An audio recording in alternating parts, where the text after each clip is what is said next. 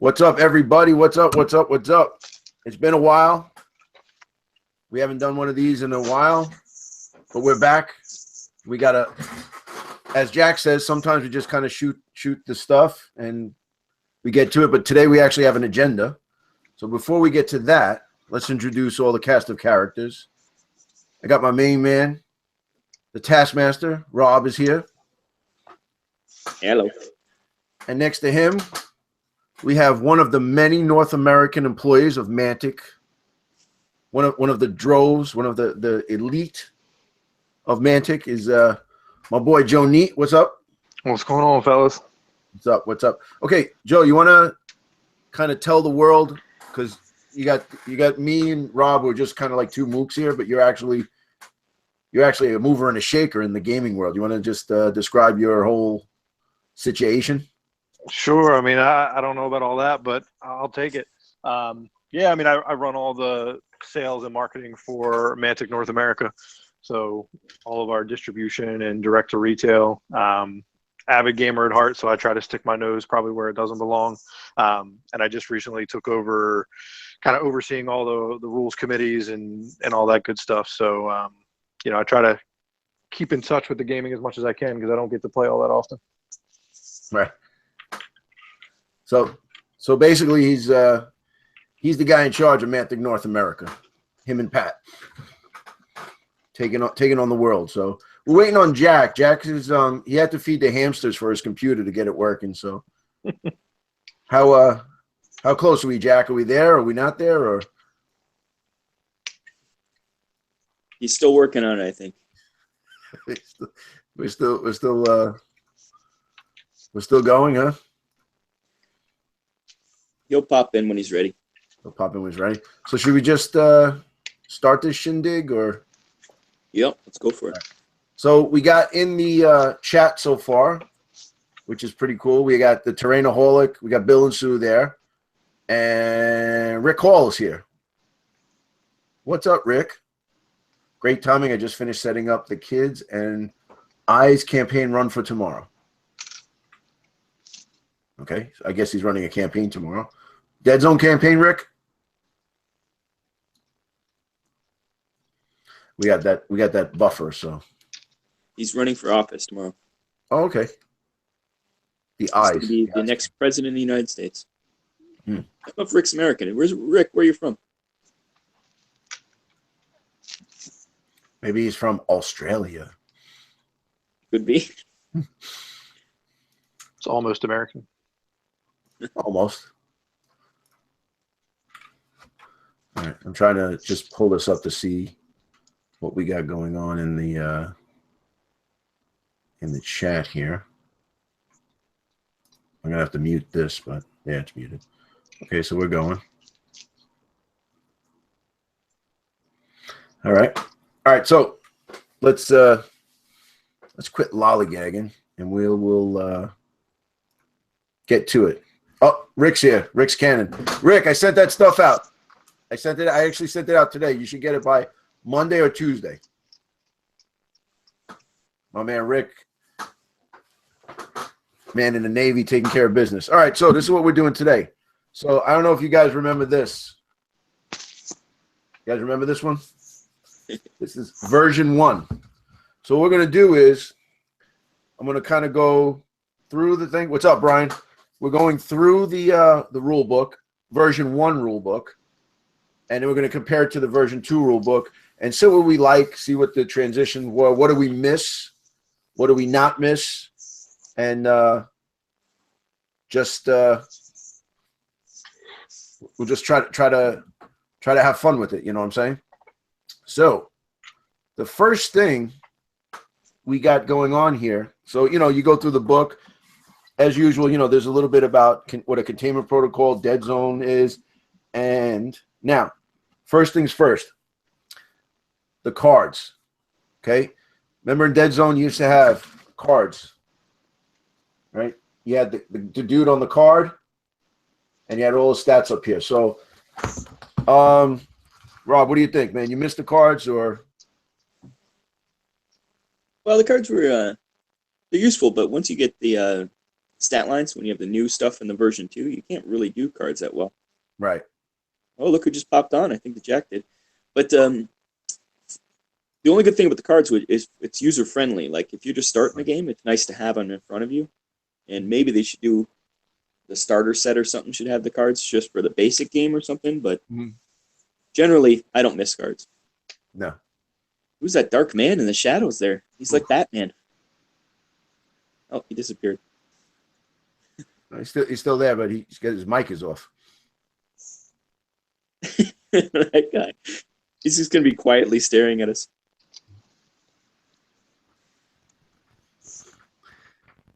He just doesn't realize that we can't hear him. Oh, he realizes it. He just doesn't care. Right. All right. So he's just gonna give us a finger all the time. Yeah, Rick, that's awesome. I'm glad. Yeah, I'm glad she listened. You got to make her listen to the whole thing, though. Get her into the gaming world.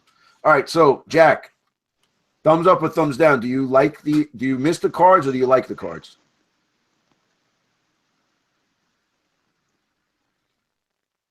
Jack will be doing he'll be doing the rest of the performance in pantomime.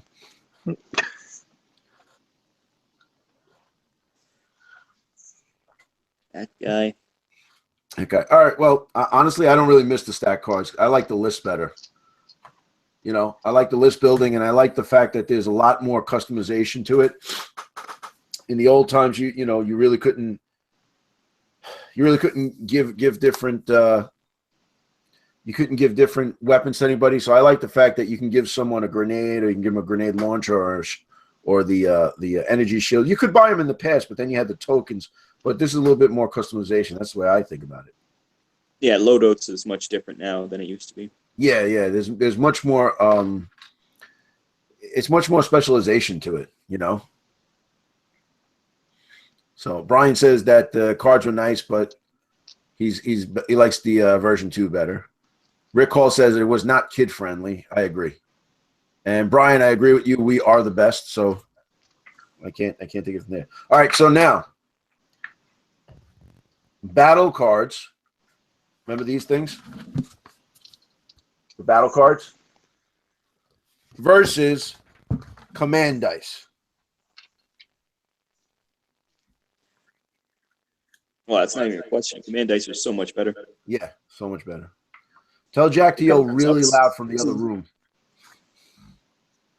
You had to remember which one you used or which side flipped up, and yeah, you know that was a weird a weird thing. Like you had to pick the card, and it was like, let's say +1 fight, +1 survive. So you're saving one for your survival, but you would have it with the +1 fight. Yeah, I think I like the command dice better. I just thought they were just a trillion times better, man. You know, and the thing was, like, I did like the command dice. I'm sorry, the battle cards. I thought it was a kind of a cool thing. You know, once you get that surge card, and then we used to call it the scumbag card. But remember the when you were getting blazed away, and then you would play that card. Yeah, it just stands you up automatically. Yeah, it would negate everything that you did. So, you know. All right, so I think we're all in agreement. I think Bill and Sue is saying command dice. Brian's saying command dice all day. So I agree with you guys. Okay. Oh, yes, thank you. I was named to the rules committee. I appreciate it. Thank you. I think we just finished our FAQ. So that's going to be, it's done going through the process of being at Mantic, and then it'll come out. They're going to put on that cool background, I guess, that's stationary, and then it comes out. And then you guys are all going to get pissed off at us because we didn't answer your questions. So, you know. So I understand the clairvoyance of the rules committee, but my psychic powers are not that good. Right, Joe? Yeah, man, you got to do what you can do, but there's always going to be one. Well, I'll tell you what, man. It was like when the new guys got there, it was kind of cool because there was a bunch of questions already presented. And then when we got there, it was between Shane, Andy Sharp, and Shane Nerl and myself, the three of us came in, and everybody put in their kind of collective stuff we were talking about, and then we worked it out. So it's almost like a 7-page FAQ errata, like basically just clarifications and stuff. So like one of the things was it's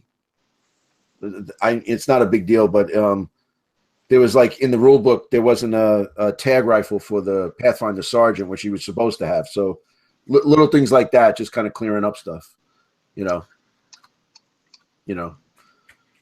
yes, I did argue a lot. So that's why I put you in there. Yeah, good. I like to be. I'm the fly in the ointment, the oil in the water. So works out good. Works out fun. Jack, can we hear you yet or no? I don't know. Can you hear me? Yes, now we can hear you. Yes. Excellent. Hey, everybody.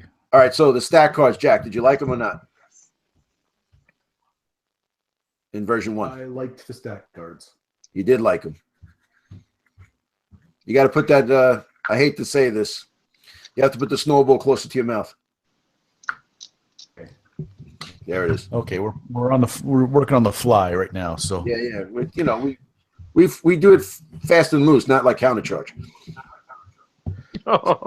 So battle cards, did you like them or you like the command dice better?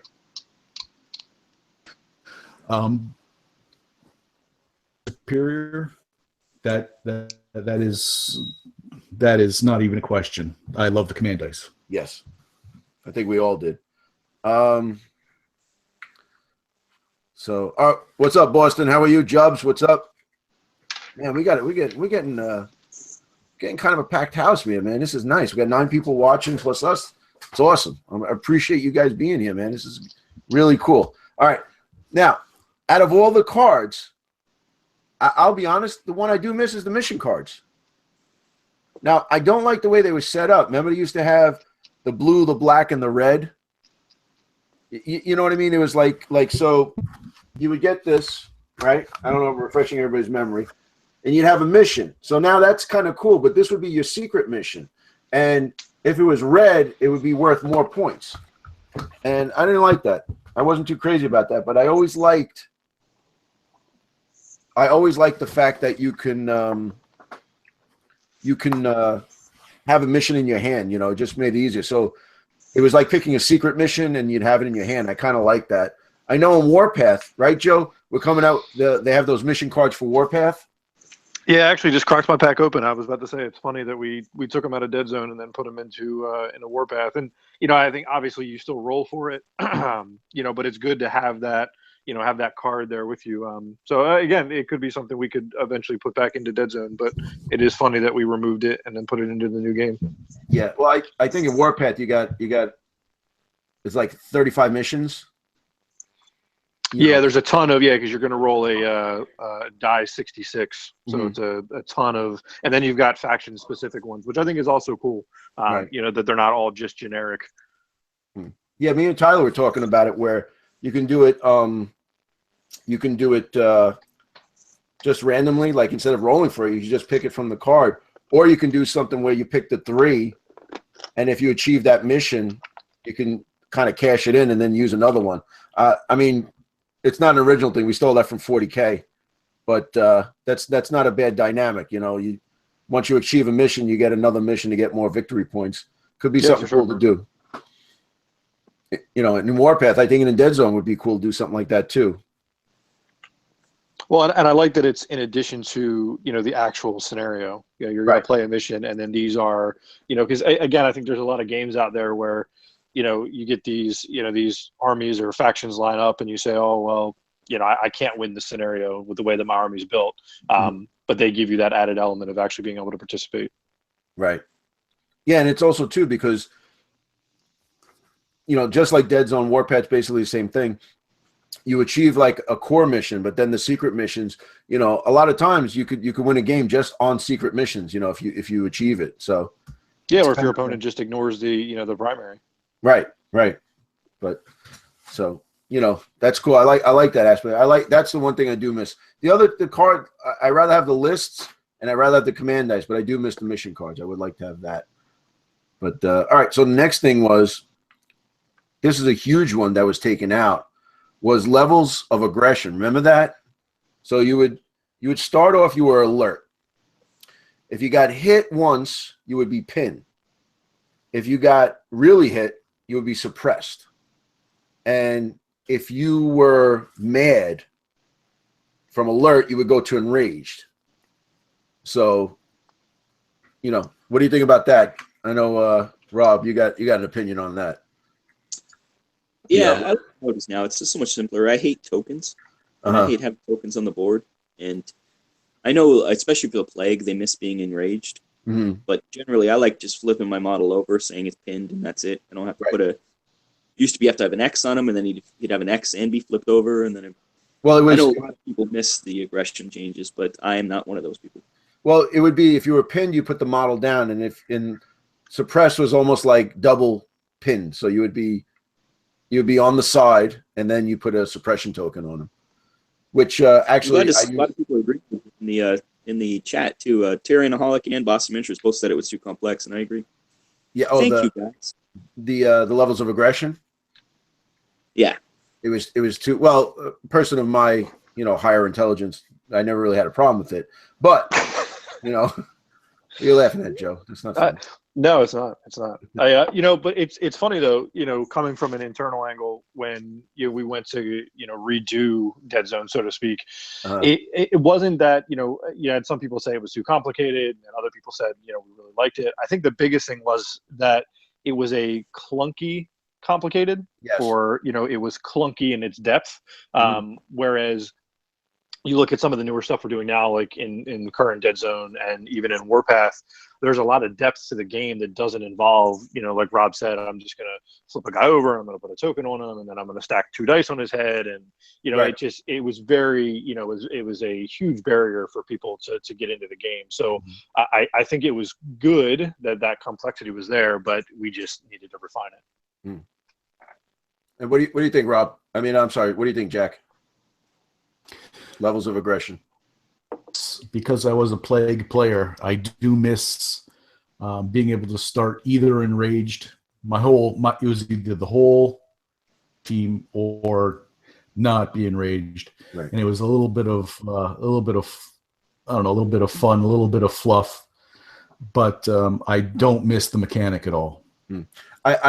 I do, like you say, because when I used to play Plague, I would say, okay, we didn't put the tokens out, but all right, so if everybody who doesn't have a gun is enraged, because when you were enraged, you would take minuses for shooting, but in combat, you would get an extra dice. So I do miss enraged, but but I do, because remember, I don't know how you guys used to do. We used to be like, okay, so, and we're going to get to it, the next thing, but it was like, okay, so I've gone from alert, now I'm pinned, suppressed, but I'm going to get mean, play a get mean card, now I'm back to alert, and I will play another get mean card, and I'll be enraged. It was like a pain. It was just so clunky. I liked it, but it was too, like you said, it was too clunky. It wasn't fast. I thought it's like Brian, you're right. It did slow down. It was good for Plague, but it slowed down everybody else. And I'm enraged hearing you talk about it. Yes, that's why we're here. So, all right, stat cards. I got to tell you though, looking through the book, I haven't really looked through the book except to look through it for this episode here. And I got to tell you, Mantic put in beautiful pictures, man. That's the one thing, good stuff, good artwork, good pictures and everything. So, all right. So the test format's the same. We all start off with 3 dice, roll of dice. That hasn't changed, right? One of the things that is gone that was unique to Deadzone, but I'm kind of glad it was gone, was the doubling and tripling. You guys remember that? Oh yeah. Yeah, I playing it, I didn't mind it because you got, after a while you get used to it, but once it was gone and we started playing V2, I did not miss it at all. So if you that was pulled from Dreadball, so it was pulled from Dreadball, yeah. But it was just, I'm sorry, Joe, go ahead. No, yeah, and it was. I think that was kind of in our phase when Dreadball was hot and it was doing really well, and we were like, oh, we're just going to put all these mechanics in all of our games. Right. But again, Dreadball was a much faster and is a much faster paced game, and it kind of works for that. But yeah, it's a cool concept, but I don't think it has a place in Deadzone. Yeah, I think in with Deadzone, it's not that the game is more complex, but you're moving guys. You have different purposes in the game. With Dreadball, you're trying to score points and pass the ball around and tackle guys. There's a lot more going on in Deadzone, so it's gonna slow up the works, gum up the works a little bit. Yep. Yeah. Also, Deadzone, I wouldn't have minded it, but sometimes there was tripling and sometimes there was doubling, and it wasn't across the whole board that there was a equal thing. So it was like in Dreadball. I'm sure I've never really played it, but I'm sure it was okay. Your certain things are double and triple, but sometimes if you threw a frag, it mattered if you doubled or tripled, but if you shot, it only mattered if you did this, and it was. Oh, and it's like that in Dreadball, but like you said, there isn't that many things that differ. You're not going to throw a grenade or shoot a different weapon. So it's just a failed experiment, I guess we'll say. Well, the doubling, tripling also came into levels of aggression. So if let's say I was blazing away at you, and I would double you, you would be pinned. But if I tripled you, you would be suppressed. So that's where the levels of aggression came through. So that was as we go through the book, a lot of doubling and tripling will be like hinged upon those different factors. Right, Jack? You missed that, the doubling, tripling, or? No, it was too clunky. It was inconsistent. It created the need for cheat sheets. I remember we had cheat sheets, and the vast majority of it was, in this instance, a triple means this. In this instance, a double means this. In this instance, so no, I don't miss it at all. Yeah, and you know what it was? I think we got so used to looking at that. I remember that cheat sheet. It was two-sided with 3 columns. It was really like 8 pages shrunk down into a 2-sided piece of paper. And it got to the point where you got so used to it. It was like, okay, I doubled you and I look in this column. Oh, I doubled you, switch it over, look over here. And it was clunky, man. The way it is now, it's much better. I think it's much better. Just by getting rid of it was a good thing. Boston BM, he says he's good. He says it's one more thing to remember, but in Deadzone, but he loves it in Dreadball. But I think it has a place in Dreadball. It creates I think it's more for a game where you're playing like a football game. It creates more excitement when things happen crazy. Right. It's not so cut and dry, and Deadzone, it's war. So. Right. So basically, the point of one of the things that didn't change, but I'm glad it didn't change, was line of sight. Line of sight's basically true line of sight in Deadzone. It's that is my favorite part of Deadzone. I think that separates us from a lot of other games. Yeah, for sure. That is the game. They asked us on Countercharge that should change, and I said, "You change that. It's not Deadzone anymore." It's not. Well, what is it? What is it called in Kings of War? What is that? What do they use? It's height based, so you're going to use a lot of it's based off the leader point of the unit, and then for terrain and different height units, right. That plays a factor. But it's not a if you can see the base type thing, because you can have awkward angles where you can only see you can't see 50% of the unit, so it's not a true. Oh, I can get down to eye level and see and there's arc of sight involved, so right. It's a little bit different. Yeah, because I remember they were when they were interviewing, they were like, "Do you think height based or arc of sight would work in Deadzone?" And both of you at the same time are like, "No," because it won't work in Deadzone. And I'd like to say that Rick Hall, he said hashtag bases don't matter. Mm-hmm. Yeah, I'm just going to tell you now that your campaign is about to end. Just a little foresight there. All right, now it'll never end. It'll never end. Never. You can keep doing it and burning whatever, but Yeah. So let's here's the next thing. Determining initiative. So in the old one, we used to take the cards, and you would pull the card, and it would say opponent, or I don't remember what it said. It said opponent or yourself or something like that. And whoever pulled that right card, like I'd pull the card, Rob, I'm going to play you. I pull the card. Oh, it says opponent. That means you go first. And now and we then have you activate your whole army, right? Like it wasn't you go, I go, right? Don't jump ahead. Not that yet. Okay. Don't jump ahead. We're at initiative now. But yes, you're right. But the thing is now we have the Recon, and the Recon is tied to your leader. So if you get a 3+ leader, like say Commando Captain or the Progenitor or the Pathfinder Sergeant, you get a 3+ Recon. Which now I'll be honest with you, doesn't always work because I've lost a bunch of Recons with a 3+. You know, it's luck of the dice. It's a dice game, but that determines your initiative, and then from that, the Recon table comes in, which at first I didn't like it on paper, but as I played it, I kind of liked it. So what do you think about that? The old way, the new way. What do you think is better? We'll go Jack first. Go ahead, Jack.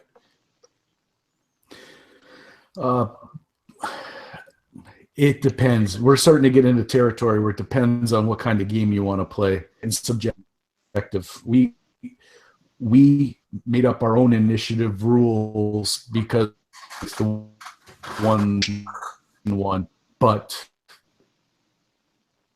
I say the Recon test needs to be a hand. I'm going to have to say that I'm not happy yet either way. So you have you think you have a better? We need something better, like a better test.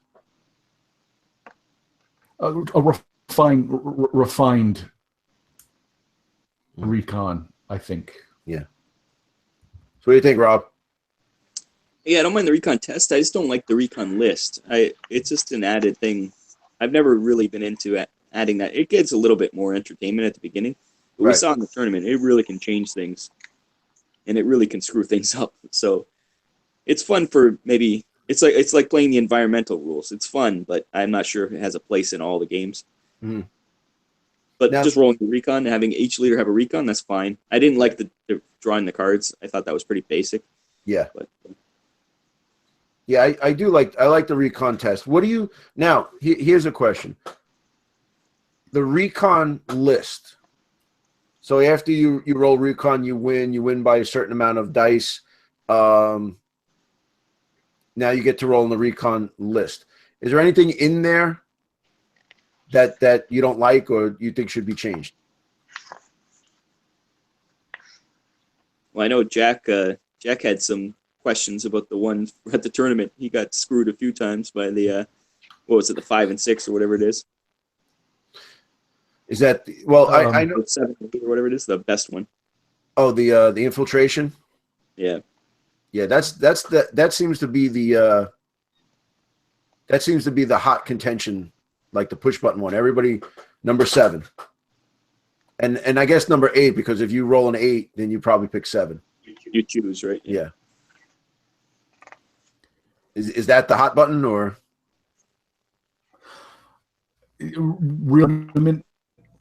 I think it's too much to have that Recon.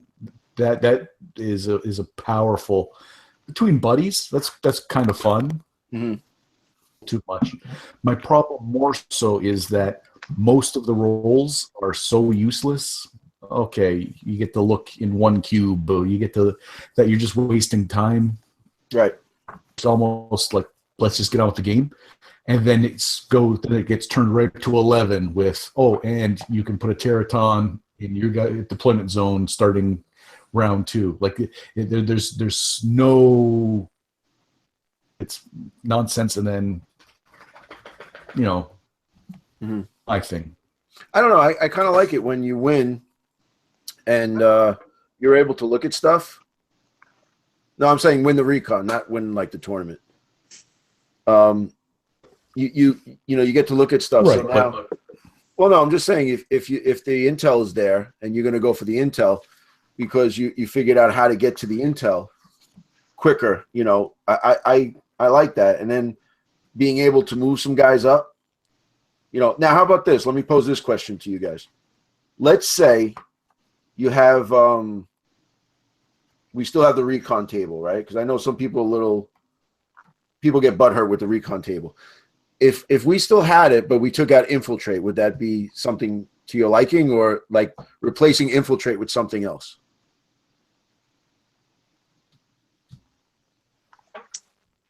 Yeah, well, it doesn't matter to me personally, but I think the whole thing about moving models up, though, you're kind of replicating the scout ability. Right. Well, You already have models with that ability. You're just getting other guys to have that ability too. It's like, it's almost, it really makes it that you want to use guys who have good recon for the. I think those are almost better than the one coming in the second round, because you get to move your snipers up or something first round. Mm-hmm. That can be devastating. I'll tell you the truth. When I roll an 8, I don't even pick number 7. I usually go to number 6, which is move 3 models up 1 cube. And if you got a bunch of guys with scout, now you're moving them up 3 cubes at least. That's awesome, man. That is ridiculous compared to crazy. And sometimes if I'm going to do the recon, I'm going to put a big guy there and I'll run him off the board. You know, just to get the points. So yeah, I know Tyler tried to do that at Adepticon. He did it. I think he was playing Linda, and he thought his aberration would infiltrate, and then he goes to try to kill the Hulk. So he was going to kill the Hulk and then run off the board, and then it ended up where he knocked the Hulk off a second level, and he ended up having clear shot, and the aberration got shot to hell and died. Yeah. So you know. It's not infallible. I mean, I had a guy do it to me too, and then, you know, I ended up saving 2 guys back there just in case, and it worked out. So, you know, I'm still on the fence with it. It doesn't bother me, and it doesn't, you know, and if it wasn't there, it wouldn't really make a big deal. But I think number 7's the hot one. That's the one that if we change that, it wouldn't be such a big deal. I don't think people would lose any sleep over it. And then again, if you're playing, you go, all right, we're going to use recon for initiative. But then after that, you know, we don't have to use the chart. You know, and then if you're in a tournament, so Rob, you're running a tournament and you say, you know what, we're going to do this, but we're not going to have the recon. I run a tournament. I said, you know, we're going to go by the book. So it's really up to you. Well, that's it. Yeah, that's especially in Kings of War. We've seen that TOs get to choose what they want to keep and what they don't want to keep. They ban certain things and they don't. That's just the way it works. That's fine. Yeah, and I mean that's cool too. You know, that's the same thing with secret missions. Some people love secret missions. Some people think like they're the worst things ever. So, yeah, I think, you know, because obviously, you know, I'm much more of a Kings of War player in terms of the competitive scene.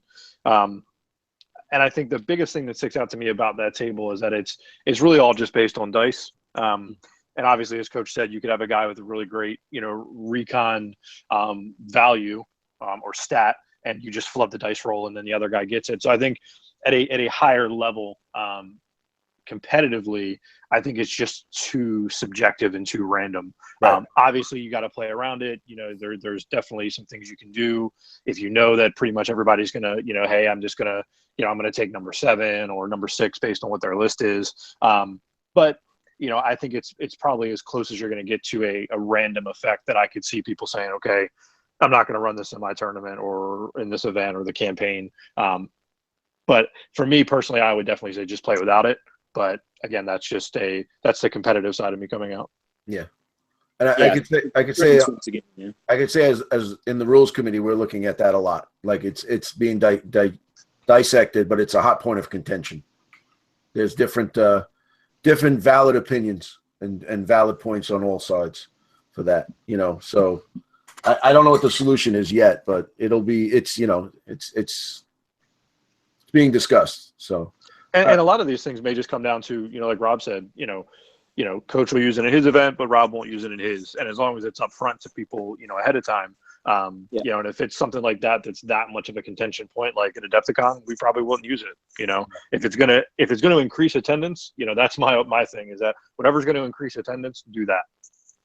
Oh, I could solve that right away. Do the Deadzone event not during a Kings of War event, and then we'll we'll have a lot more people in Dead Zone, because a lot of people wanted to play Dead Zone. Said, I wanted to do the tournament, but it happened to be the same time, and I can imagine the logistical nightmare. I'm just busting chops, but if we can it's a good point though, because I mean, this year obviously we're going to go into, I'm super excited about playing Firefight. I want to have a Firefight event.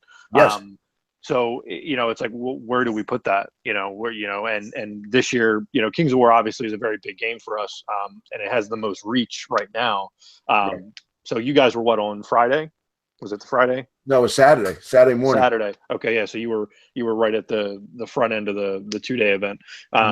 Yeah, no, it's definitely logistically going to be tough, but yeah, and that's the other thing is most people that play our games, they want to play all of our games, so it is tough to juggle. Yeah, because I wanted to play. I was looking to play Dreadball, but it just didn't work out. Yeah, when we got in and stuff, but I would have liked to try everything. To hell with it, I was even thinking doing Kings of War also, but if I had my personal choice, I know Rob and Jack are in the same boat. It's even Tyler now. Tyler's Kings of War all day, every day, but he's going to play Dead Zone ahead of Kings of War. Yeah, for sure. Yeah. But you guys add Warpath and Firefight in there. That really complicates everything.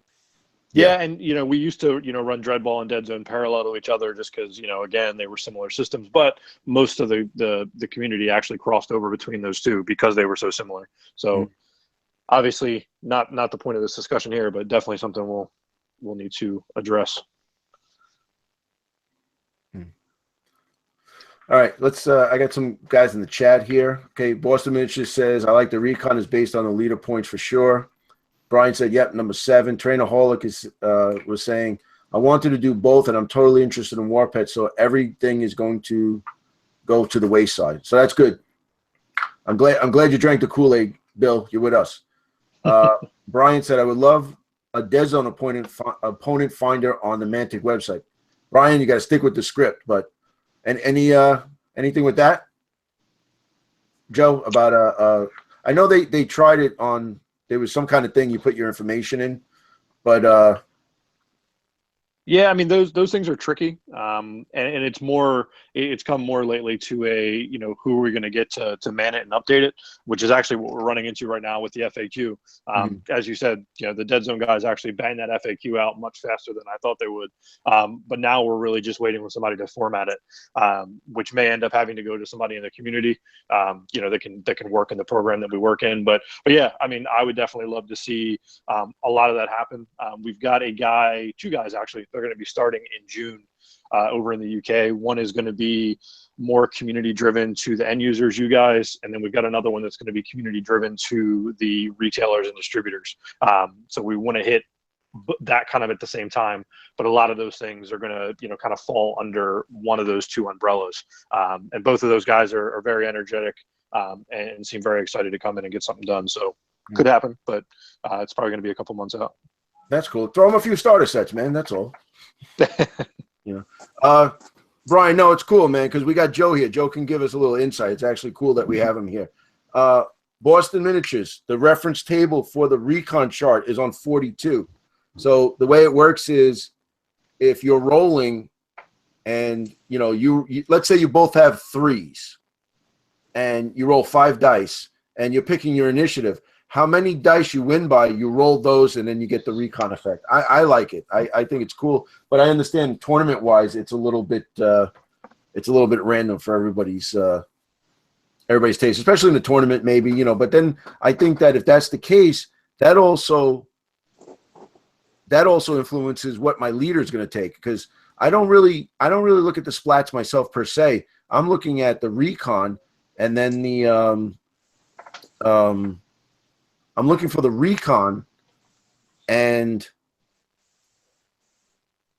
the lower numbers so I can win initiative, and then maybe get that going that way. So all right. Next thing. Turns. Used to be, it was like a regular, a war game. I win the initiative. All my guys go first. You go second. Whoever touch their models last, the other guy goes first in the next round. Now it's changed where it's alternating. So winning initiative is good, but you're only going to do a maximum of maybe 2 or 3 models at a time. Or you do 1 extra model activation, or some of these guys have reinvigorate or whatnot. But it doesn't really matter because you're only going to go, like, say, 2 and 2, 2 and 2, 2 and 2, back and forth. But in the old days was the whole faction goes and then the other faction goes. So, Jack, you want to start with that? What do you think? You like the new way or the old way better? The old way led to far more interesting situations. I liked how it worked. I didn't think that needed to be changed. The back and forth, different. I would say that the command dice kind of mitigates the difference. If you want to, you can activate a couple more guys. You can do some more moves, but the old way at all. And if you pressed me, if you told me I had to choose one, I might even like the old way better. Really? He's a plague player. He likes to hoard up and charge you all down before you get a chance to do anything. What do you think, Rob? Which one do you like better? Oh, I like the new way better. You go back and forth. You don't have one whole group going all at once. For me, it's not a question. The new way is way better. This is another one of those changes that when it came out, I was on the fence because it usually happened a lot of times where if you had the smaller force and you went first, and like say Jack, you're playing Plague, you're saving a bunch of Griblies for the end that the guy can't do anything. So, I would always play Forge Fathers, and back then it was even worse, man. We'd have like 6 models on the board at the 70 points. So, you're playing a Plague player, and he has 16 models. So once you're done, then you got a bunch of other guys coming up and going to bite your face off, and there's nothing you can do about it because, they just, they're waiting. So I like the new way a lot better. So, guys, I don't know if you mind, but it's late, and I had to let him out of the cage. He just wants to say hello. So.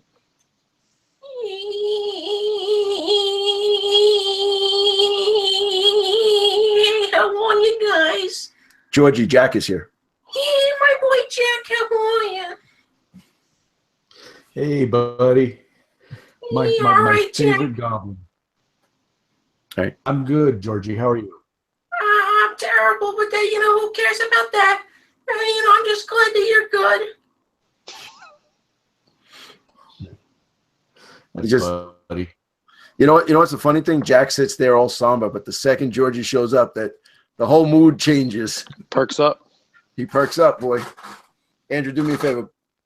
Put him outside and let him go pee-pee, and then put him back in the cage. All right. We don't want to make another mess in the bathroom. Okay. Hey, Rob, you're getting all these things from Pat and Shane. They don't know how to click a link and come onto the frickin' thing. It's the easiest thing in the world. So I don't understand. Yeah. I don't understand. All right. Here's a bunch of different things. We're gonna forge on ahead. Hopefully these guys jump on and be able to do it. So it seems that everybody loves Georgie. Yes.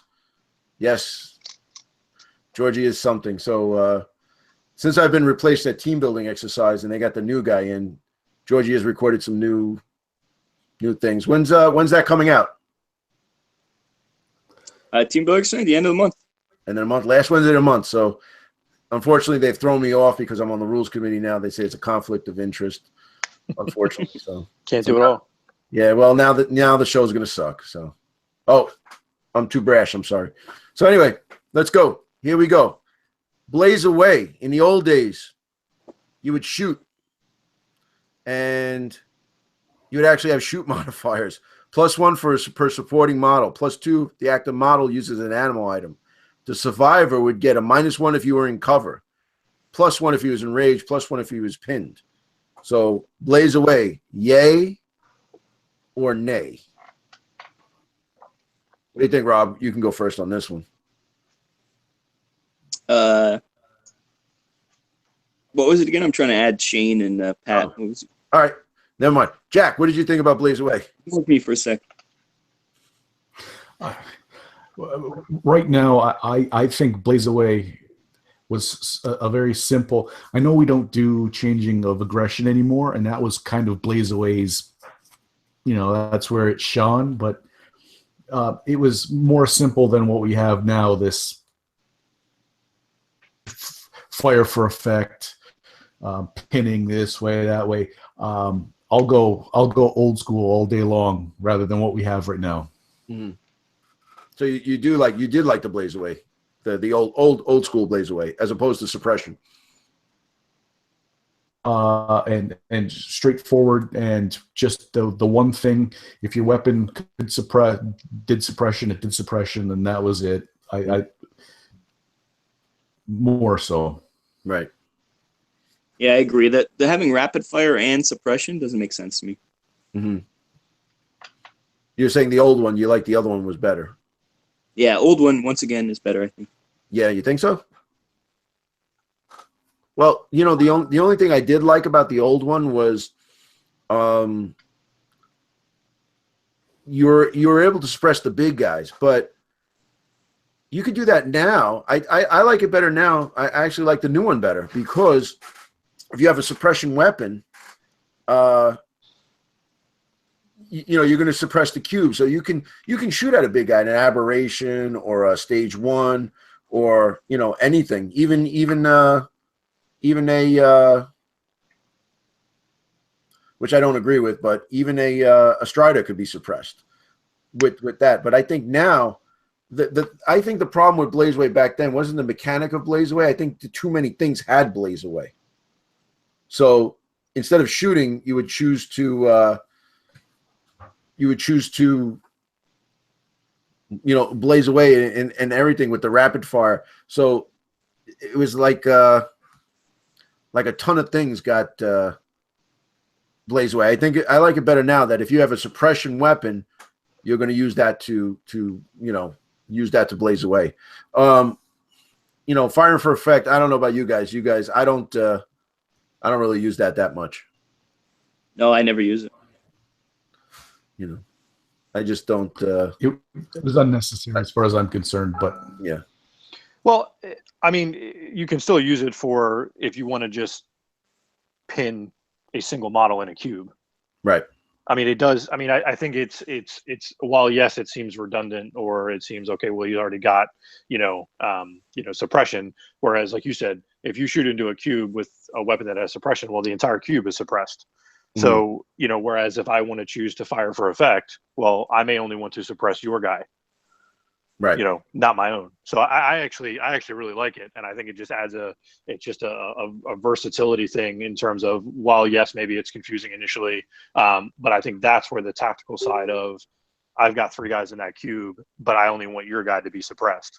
And again, it's you guys have played much more in V1. I didn't, but I could definitely see where that would be an upside to have one or the other. Yeah, I don't know. That's a tough one. I mean, that was one of the things where when Blaze Away was taken out, that was a big uproar. That was one of the things a lot of people complained about. I don't know. And I will say, when I was A, teaching people to play, or B, at the tournament, I would say most of the questions I got, what's the difference between the two? Why this, that, and the other thing? And it kept coming up for, I guess, new players and people who just things that it just was. There was a lot of questions about. Yeah, no, I mean, I can definitely see where it's, it can become a conversation. But I think it really just simply comes down to it is a tactical option for weapons that that have suppression. Because again, obviously, if you choose to activate a model and you choose to shoot into a cube with suppression, and everybody's now suppressed, or pinned, and then you go to activate another model in your turn. Well, that first activation's got to be to stand up. So, in effect, you almost it kind of forces you on when you can activate a model. Whereas I could just fire for effect on one model, and then my guys are completely fine to activate when when that time comes. Right. Oh man, you sound like Mickey Mouse. Oh man, if Pat's in here, it's no go, bro. It's gonna go way down. Not to mention he's not working. Pat, you sound like Mickey Mouse. It's got that aviation equipment, can't get it to work.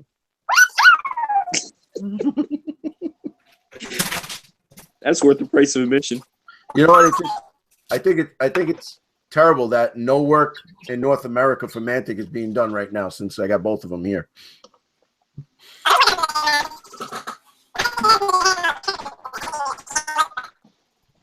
You can't understand a word you're saying, Pat. Get off of the call. Pat, Caller, turn off your radio. Pat, it's a little like circle thing. It says refresh. Maybe hit that.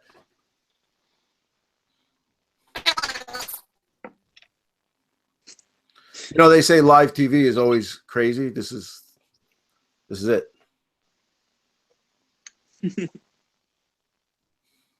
Oh well. Never wanted him here anyways. Yeah, he'll come back. All right. Here's Is that better? yes. There he is. What did it sound like before? You sound Mickey like Mouse. Mickey Mouse. Cyril. No, like if helium sucked helium and then you suck that, that's what it sounds like. All right. All right, so we're moving on. Pat, we're comparing version 1 to More. version 2. Of myself? No, of Deadzone. No, Oh, okay. not the before and after of Pat. All right, so here's one. Cover. So in the old way, you would get minuses to cover, remember? And it was harder, but if you were in cover and you blazed away, you would get bonuses to blazing away. So I'm so glad that cover's out of the game. It was so much fighting because you would say, oh, this is a cover cube, but if you come around to the right side from the left, it's cover. You come around from the right side, it was I could see your whole model. Yeah, but this is a cover cube. I thought that was just silly, Yeah. So, what do you guys think? Pat, since you're the newbie, want to say, what do you think about old cover rules? I know you have an opinion on this. Well, the old cover rules were confusing, and of course, I'm glad that they're cleared up now. Mm-hmm. Some people are old style war gamers and just couldn't wrap their head around that, and it's understandable. It was slightly confusing. These are better. Mm-hmm. So, again, it was just a list of too many bonuses and subtractions when all you needed was just to say, I can see the whole model or I can't see the whole model. Well, I think what it was, they tried to put a conceptual idea, an artistic idea of, hey, this is a cover cube, into a three-dimensional game that obviously it was never going to be. If it was a computer game, great, then you can do that. But it was I just think it was a poor idea for a miniatures game. I think it was also that thing like, well, now what we have is if most of the time your guys in cover, because I mean I know the way I play and I know you guys play the same way. I like a lot of terrain on the field. So if you're going to get a full model, if you do get a full model, you deserve that +2. So I like the new system better. Get rid of cover and then just jump in there. So, Rob, what do you think? Yeah, I agree. It was just an extra added level where you could just add more terrain and it'd be just as fun. Mm-hmm. Look who's here. Oh. Shane got the button to work. It is stupid on the phone. I gotta tell you. You almost have to tell me send me the link inside of Google Hangouts. That's actually how I got in. Yeah, it's not fun on the phone. Yeah, but that's all about that intranet thing. So I don't know. So I'm gonna have Rob handle that from now on. The Taskmaster Extraordinaire, the virtual timekeeper. Oh. All right. So Jack, what do you think? When it was first described that your model wasn't exactly where your model was, it was a kind of an open concept. Why you can shoot someone's barrel and it hurts them, and why using the cover to know that cover was covering that part of the model, and it was just too many arguments, and I can see why it had to go. You can't, with the true line of sight, you can't. It's the reason why bases don't matter, is because there's going to be physical for in places. I'm glad it's gone. It was. I don't think Rob won argument. Yeah, now that it's gone, it's easier. Cover, which didn't. Yeah, I agree. And you know what? I just didn't. This is a cover cube, but I could see your whole model. Yeah, but it's a cover cube. Yeah. And that's where it was. That's where it was dicey. You know, it's a cover. It would be a cover cube from the left, but if you came from the right, you could see the whole model. It just kind of didn't make sense. Yeah, you could get whole model bonus, but also have cover bonus. It Right. made no. Yeah. So I like it better now. You see the whole thing, you get +2. It just Clean. You know, yeah. Oh, wait, hold on. We got John Carter here, the man without a soul, bringing 4 teratons to a Deadzone game. But but we love him anyway. He's a great guy. And if anybody's a fan of Mantic or a fan of anything, John's got a really cool blog. And Until Someone Loses an Eye, I love that stuff. So when he posts that, I always read it real quick. So, I think that's his dad. Yeah, it's Mike. You sure? Yeah, Yeah. I'm positive. I think John writes it. You think Mike Carter is his nom de plume? Correct. He's using stats. But yeah, John was awesome. So if you want to check it out, we got some pictures on Family Gamers. But yeah, Boston, I agree, man. More terrain, the better. So we're Shane. What we're doing is we are comparing V1 to V2. So we just went over cover. Did you like cover in V1, or do you think it's good that it's gone? I think it's good the way it is now, to be honest with you. It simplifies things, and like I said in the third sphere, the heart of the game is that it's supposed to be a super fast skirmisher. Once you start convoluting it, it starts to stray away from its heart. You know what I mean? Yes. Once you get 2-hit tables and then like anything you add to it that kind of convolutes it a little bit, that's just going to make it all the more straying from its heart. Yeah, I agree. Yep. All right, so here's something I'm going to say right off the bat. I missed this, but it's been broken up and put into different things, and basically it's what you take. But do you guys remember aim was a short action, and you were allowed to get a +1 dice to it, no matter what you did. But now you got your sniper scope, you got your hollow sight, so it's been taken from there. But I do miss aim. So what do you guys think? Let's go around the horn. What do you think, Jack? I think it worked, but since version 2, there was a conscientious effort to get the down. Like for a while, height wasn't even going to give you a +1. Like they were trying to make it simpler, streamline it. So I miss it, but the fact that it's not there kind of it's the way the game was going to so many calculations. Yeah. So wait, Pat, you miss aim or no? No, actually I don't. I like There's enough ways to get pluses now, especially with the solo sites, because at one point, if you do it with all the pluses you get now, then you're just adding anywhere from 3 to 5 dice. Right. Yeah.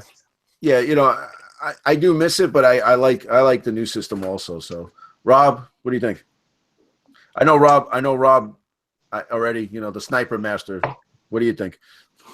Well, sniper never got to use aim since there's a long action, but Right. the enforcers did get hurt by taking aim away. That took a lot of their shooting away. And but it was a victim of the whole let's get rid of a lot of the abilities and try to put the stat line instead. So I can see once again it's part of the simplification of version 2. Let's take away some of the extra things you can do. Right. I do miss it. Once again, enforcers got kind of screwed by that, but I barely play enforcers anymore, so I don't care. All right, Shane, you miss it?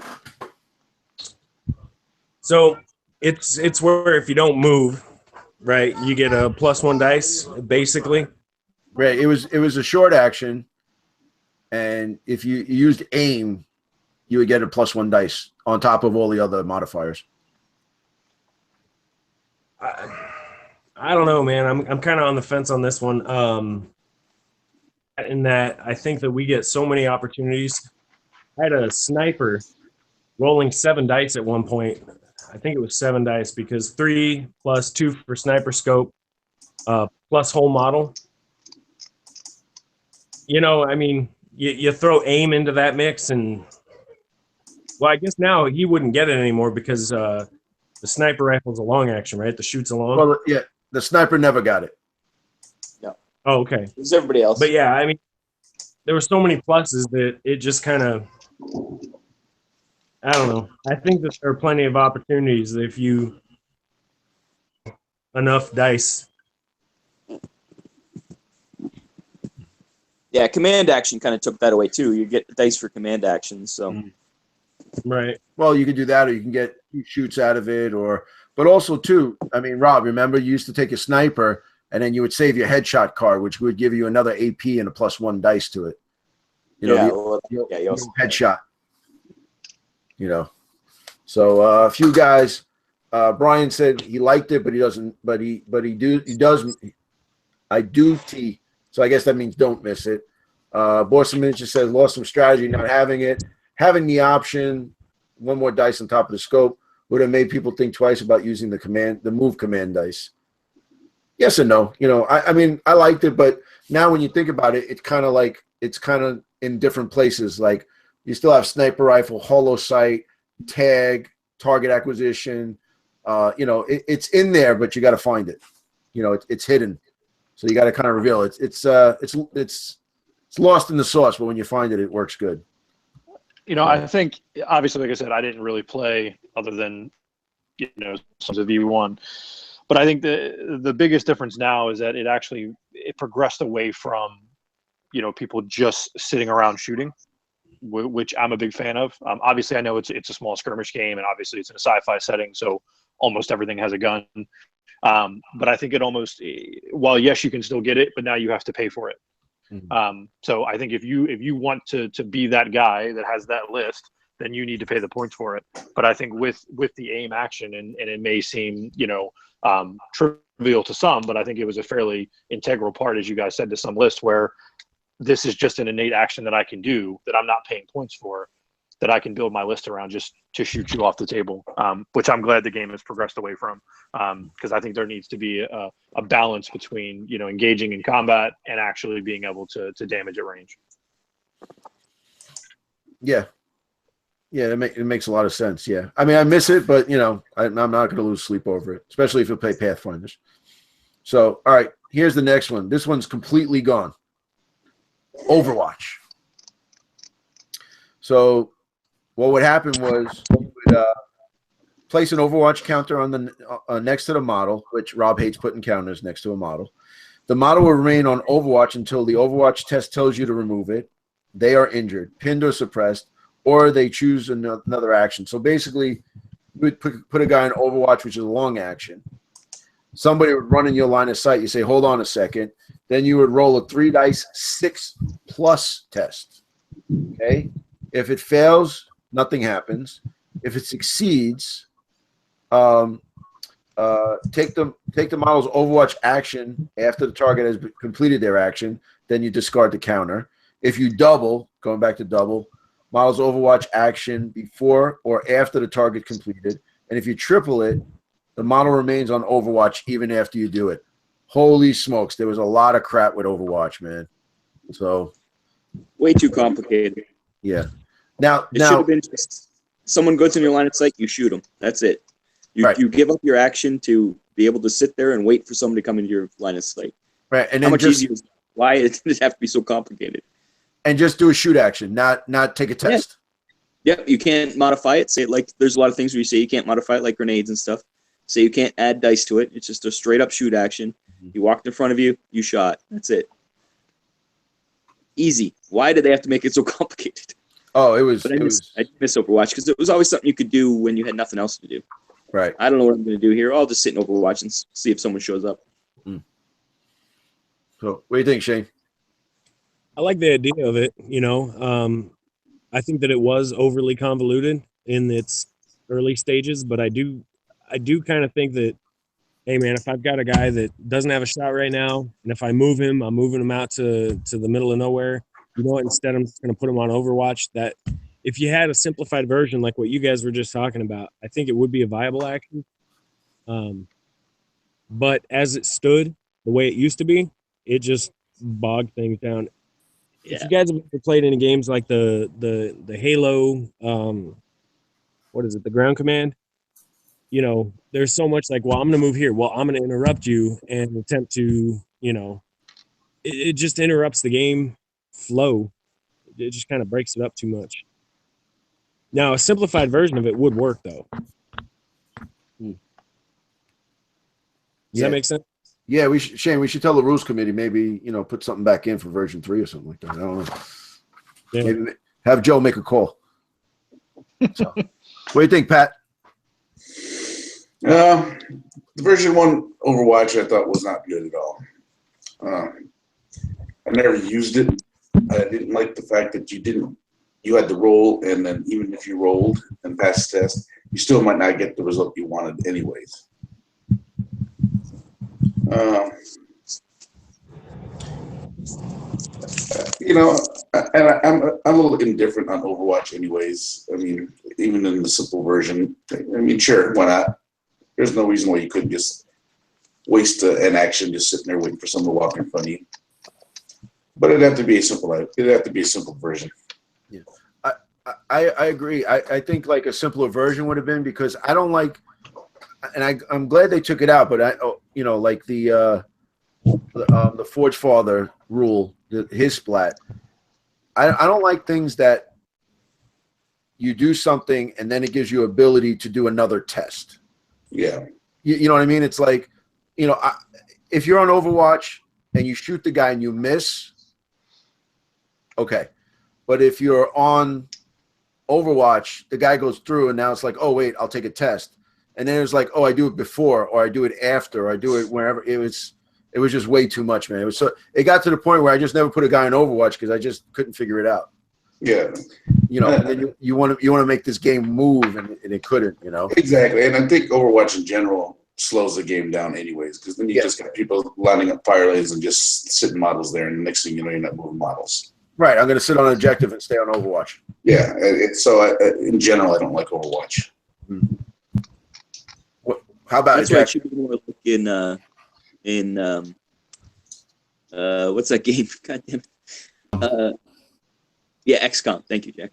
And where you shoot at whatever comes into your point of view. You don't get to choose. So you could throw some fodder out there. He has to shoot at that, and then you can end in your own guys. Get the XCOM, right? That's why XCOM, it works. It's very interesting, XCOM, because all your guys could be on Overwatch. One little dog could run out. They all shoot at the dog, and then your big guy comes out and destroys them all. Right. Well, but Overwatch was that. It was when an enemy model takes an action that begins or ends within the area line of sight of the overwatching model, then they may attempt to react. So it was when May. It's May. You don't have to. It's May. Right. You didn't have to do it. Right. Yeah. You should be forced to shoot. The moment something comes to your point of view, you shoot it. Right. So, But Jack, yeah, we didn't get that's easy to say. your opinion. Jack. Overwatch. It's the one thing. The version 1 was, I think, more give and take. You could set up area denial. You can set up a defense. You could move. Version 2, as far as I'm concerned, is taking two factions and smashing them as fast as you can against each other, so that within 2 rounds the game's over and someone's beaten. Like, you could push on one side of the board and have the other side as an anchor, and then move pepper pot around a little bit. Overwatch was vital for that. I miss it, but I don't think with the way the people want Deadzone to be now, where it is just like, and it's over. I don't think it has a place, but wish it was back. Yeah. You got anything on this, Joe? I think the big thing is going to be, it's going to tie into how activations worked, from V1 to V2. Obviously now you're alternating activations. So it really couldn't work the way that it did before, because obviously if I'm moving all of my models during my activation, I can set those things up. So it would have to change. You could have it shift more towards what, Warpath is now, with kind of like a delayed action. So it kind of sets the model up to do something later on. That isn't necessarily just a shoot. Could be something to where if they're engaged, they can make a move out of the cube. Again, something that could, bait and switch, with the alternating activations. But yeah, I think you'd have to adjust it just because of the way the game's changed. But, I wasn't necessarily a huge fan of how complex it was to do it. And then, like you said, the language with May, obviously was a, oh, I'm going to move this model here. Do you want to do anything? Oh, no. Okay. Well, then we'll wait till the next time I do it. Right. Yeah, it was kind of a crazy rule. All right. So some of the guys on the chat, Terrainaholic says he likes Rob's answer. I kind of agree with that too. Boston Miniatures says was way too complicated. And Rick's Cannon said it sounds like a little like Infinity. Then Boston Miniatures coming in hot saying that it was actually a skill used by the Void Sirens women's corporation team, and Dreadball was interference. But he said goodbye, good riddance to Overwatch. And then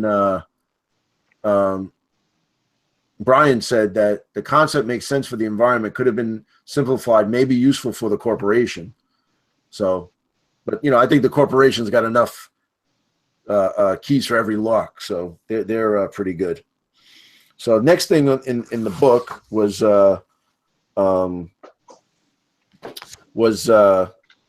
just the cards. The cards are out. We all agreed that we all like the command dice. Shane and Pat didn't answer this. You like cards or command dice better? Dice.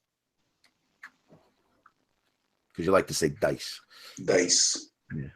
Yeah, the dice are the way to go, man. All right. I mean, the cards were an innovative thing, but they were just because they were. No, they weren't. They were too.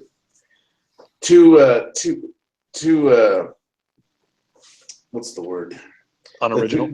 The two options were just too much.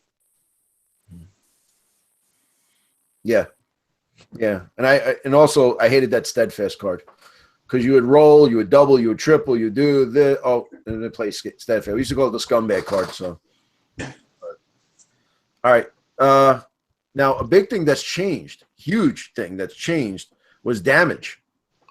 In the old days, you were undamaged, you were injured, and you were killed. Everybody had like almost 2 wounds. Now, it goes according to your size. So, you want to hit that, Joe? You want to go first on that? Yeah, no, I think the new way is infinitely better. And I think what it allows is a flavor or characteristic to be added to a faction. Obviously, we know that there's some out there that need to be adjusted, in the veer-myn, need to look at. But yeah, I think it's something that, is much better than, like you said, I'm uninjured, I'm injured, I'm dead. Obviously, there were other things that affected that, but I'm a huge fan of the way it is now. Jack, you there? What do you think? The new way, the old way for damage? Jack is currently indisposed in the washroom. Okay, Rob, what do you think? Oh yeah, I always said there should be hit points in the game, and size made hit points, and that's great. I'm all for it. Yeah. Some models need to be able to take more hits than others. That's all it should be. Mm-hmm. Well, it makes sense. The bigger you are, the more damage you can take. You know, I still think little things. There should be some little guys who can take more damage, but what you gonna do? But I think the balance in that is if you're a little guy, let's say a Forge Guard, he's still a size 1, but he's armor 2. Yeah, you try to replicate with armor. Armor is another issue, but we'll get into that another time. And another venture. So, what do you think, Pat? Yeah, I like it this size. I mean, one of my big problems was, the stage 1 dying after 2 hits. Mm-hmm. And that's supposed to be the killing machine. And it really wasn't. Yeah, and you know what? Even he had different. Remember he had what was it like? He didn't have tough. He had like really tough. Really tough, yeah. Really tough, and he was armor 2. Yeah, and he was still able to get killed. Yeah, they were trying to do the same thing by adding all those abilities and giving him all that stuff. But the idea of the size is much better. Yeah. Okay, Shane, new way, old way. Definitely the new way. Part of the reason is what I was saying before, the simplification of it. It's supposed to be a fast, hard-hitting game, and when you're sitting there like, well, no, this guy's tough. No, but wait, he's really tough. Now it's just a matter of, okay, well, we got enough to get past his armor or whatever, so he takes 1 wound. He can take his size plus 1 wound, until he dies. And then I think this way it makes the larger figures more viable in the game. You know what I mean? Yeah. Yeah. I me and Rob were in agreement when we were talking about it, like when version 2 was coming out. And I remember we were on, I think we actually did it on Deadzone the podcast. And we were talking about that they should put wounds in because that's when the public beta was out. We were talking about it. And we were saying they would put, I think putting wounds in would be good, but I kind of like the whole size and wounds. If they're not going to put wounds in, then they put it with the size. I like it. I think it's great. An aberration takes 5 wounds to kill it. And they're not unkillable. They can be killed, but it's not an easy thing. So. Boston Miniatures and Brian think it's the new way is good too. Also, I guess we're all in agreement that resolving damage that way is the way it is. So, all right. Another thing that's not here anymore is the determining deployment, and it just goes with the missions. So remember the card. Another thing, you just have to pull the card, and you would have the L-shaped or the whole shape or the quarter, whatever. I just kind of like that. This mission starts deployment this way. I kind of just, it makes it a little bit quicker to set up. That's another one less thing you have to do as far as housekeeping. Mission, whatever. When you're doing the first mission or doing seek and destroy, it's the whole edge going against the whole edge. The other way was you would pull a card and it would be different, so it was very random. So. What do you guys think about that? Let's go. I don't know who wants to be first. Pat, go ahead. You're first. Yeah, it's just another step that made that game a little bit longer to set up, and so in our effort to simplify it, that was just the next step. It makes it much easier. Yeah. Well, yeah, I do agree because you guys remember setting up Deadzone took longer than playing the game. Yeah. It was a lot of drawing of the cards just to see how you deploy, then friend or foe who got to go first. Right. So it was just a lot of unnecessary steps. And it came to the point where I don't know how you guys did, but I was just like, all right, we're gonna do the deployment zone your size. This is the mission, doesn't matter. We're still deploying this way, it doesn't matter. Because it's just too damn long, So, what do you think, Joe? Yeah, definitely the new way. Yeah, I think the only thing that could really help now is just adding some more, scenarios in for play. But anything that makes it easier to get to the game is obviously my vote. Yeah, yeah, more missions now. I mean, we have the book missions, and then we got them in Nexus I and then Infestation of different missions. So, more missions the better. I think more variety. So yeah, we got the rules commission. Better get going. Get the committee out there making new books to come out. What's the next one? Nexus I, Infestation. We need another one. Come on, guys, get on it. You know what? I think we just need to do free downloadable content. That too, yeah. Yeah. Yeah. I've been kind of picking Coach's brain about, just a few minor ideas I had about new missions. What about lopsided missions, or where one person's in the middle of the board, and then he burst my bubble and said, "Hey, man, that's in Nexus I." Yeah, for the zombies, yeah. Yeah. Well, that's the one too. The in Nexus I, the plague and they're invading the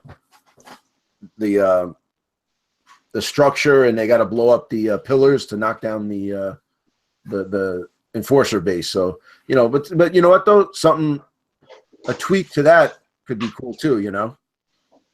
There should be a place where there's user-generated stuff. Just let people throw out all the missions they can think of and let them put them up there. So, some might be crap, but some might be great. And you just let people choose, right? Mm-hmm. I've been using in my group I remember Tyler had this idea about making actual flags as the 2-point marker for each individual faction, and that's what I did. Is I made each faction have their own little 2-point marker, and then we started playing a variant almost like a king, or not a king of the capture the flag, where if you could grab Capture the flag. Yeah, you'd grab their 2-point marker, and once you have it in your possession, you can't do any actions, and your movement is down to 1, but you can pick it up and start hauling it back to your deployment zone. And if you did, it was worth, I don't even remember, it's not in front of me, but X number of points. Just fun stuff like that. Well, even the Scour mission, we talked about. I think Rob was the one who came up with the thing. Just pick a cube and drop your stuff off in the cube instead of running off the board with it. You just kind of, I got something, I drop it off, and then get back in the fight. It's kind of like. Then you can have people steal it and have a little more fun going on. Yeah, that was great because we used to do it where the guy's he's like running with the item, and then you shoot him, and then you grab it, and then you like turn around and run the other way. So but that's that's really like Rob, you got that 70-page house rule book that Yeah, it's coming. Yeah, that we've all been contributing to left and right. So the I mean we're talking when you're doing this stuff, if you're playing at home, you could do that. But then again, if you go into a tournament, I know Andy Sharp, he did a thing where he wrote a bunch of missions, and every mission had something, and they had some like meteor showers and stuff. You can go crazy. You do whatever the hell you want, But my thing is, if you're going to do it in a tournament and it's going to have some random stuff, everybody has access to getting random stuff happening to them. If only one side gets it, then it becomes lopsided, and then it's hard for the other person to win. So you see a lot of Kings of War tournaments, like TO's crazy missions, all different ones. Look at those guys; they're inventive. They do crazy stuff. Right. So you can see what they can do. You can apply the same ideas to Deadzone. We just need more variety going on. Yeah, and I think you could pull a lot of stuff from I played it for a short time, but War Machine, with one of the things I've been wanting to see even in Kings of War more is the zones of control. There is a scenario Dominate where it's a 12-inch circle in the middle of the board, but I think with Deadzone you could have these scenarios where each person has a home cube in their deployment zone that can be controlled by the other player, and then there are 2 other ones in the middle of the board where each turn you can actually clock victory points. So it's not what happens at the end of the game. It's okay, I can control this cube, I've cleared everybody out, I get a victory point. And stuff like that those are the other things that I think will help shift the meta that, sometimes people are like, oh, well, coach runs the tag rifles all the time, or so and so runs this plague list all the time. Well, it's not just adjustments to the book and the list that need to be done. Sometimes it's just adjustments to, well, what scenarios are we playing, during this tournament season, which I think the Kings of War guys have done a great job with. Well, let me ask you guys this. Let's kind of tangent off and segue. Do you what type of mission do you like, as far as so in Deadzone it's one way, but I know in Warpath it's a different way. Do you like the one where at the end of the round you take a toll? So if I'm on this objective for say 2 rounds and I get 2 points each round that I'm on it, but then round 3 and 4 I get blasted off it and then the other guy comes. Do you like the one where you add it up at the end of the game, or do you like a cumulative thing? Like what's your preference? Or you like both? So let's start. Jack, what do you think? I think the most fun games I've had in version 2 have been scenarios that Rob and I have actually created that are outside of Deadzone, like the base right now. We've played so many games with the same scenarios, pretty similar. I think for us anyways, the way to go is out of the box. Out of the box? No, but I'm saying I'm sorry, go ahead, Jack. I'm sorry. Where we were inside those where certain areas, just to spice things up. The scenarios that come with the games, once you've played as much as we have. But then again, chess is the same scenario all the time. Yeah, and it's boring as shit. Oh, sorry, I swore. Again, you see? You swear all the time, but I'm the brash one. It's true. But I'm saying, so do you like a cumulative mission in a game, or do you like one where at the end of the game, like say you're holding an objective or something like that, like what do you like better? Would you rather have something that's cumulative? Like say you sit on objective for 2 rounds and you get killed, you actually kept those 2 rounds. You kept the points for those 2 rounds. I don't know. What was that? I'm a huge fan of the cumulative, because it's you end up with that situation that you talked about where somebody's sitting there holding the objective, hold it down for the entire game. Somebody blows them off and then sneaks in and takes it in the last round, and then that's only worth a couple points for the entire game. I prefer, because when I see somebody sitting on objectives, it forces me to make bold moves and kind of like, okay, well, I have to move in and get them off of that because they're collecting points every single round. Speeds up the game clock. You know what I mean?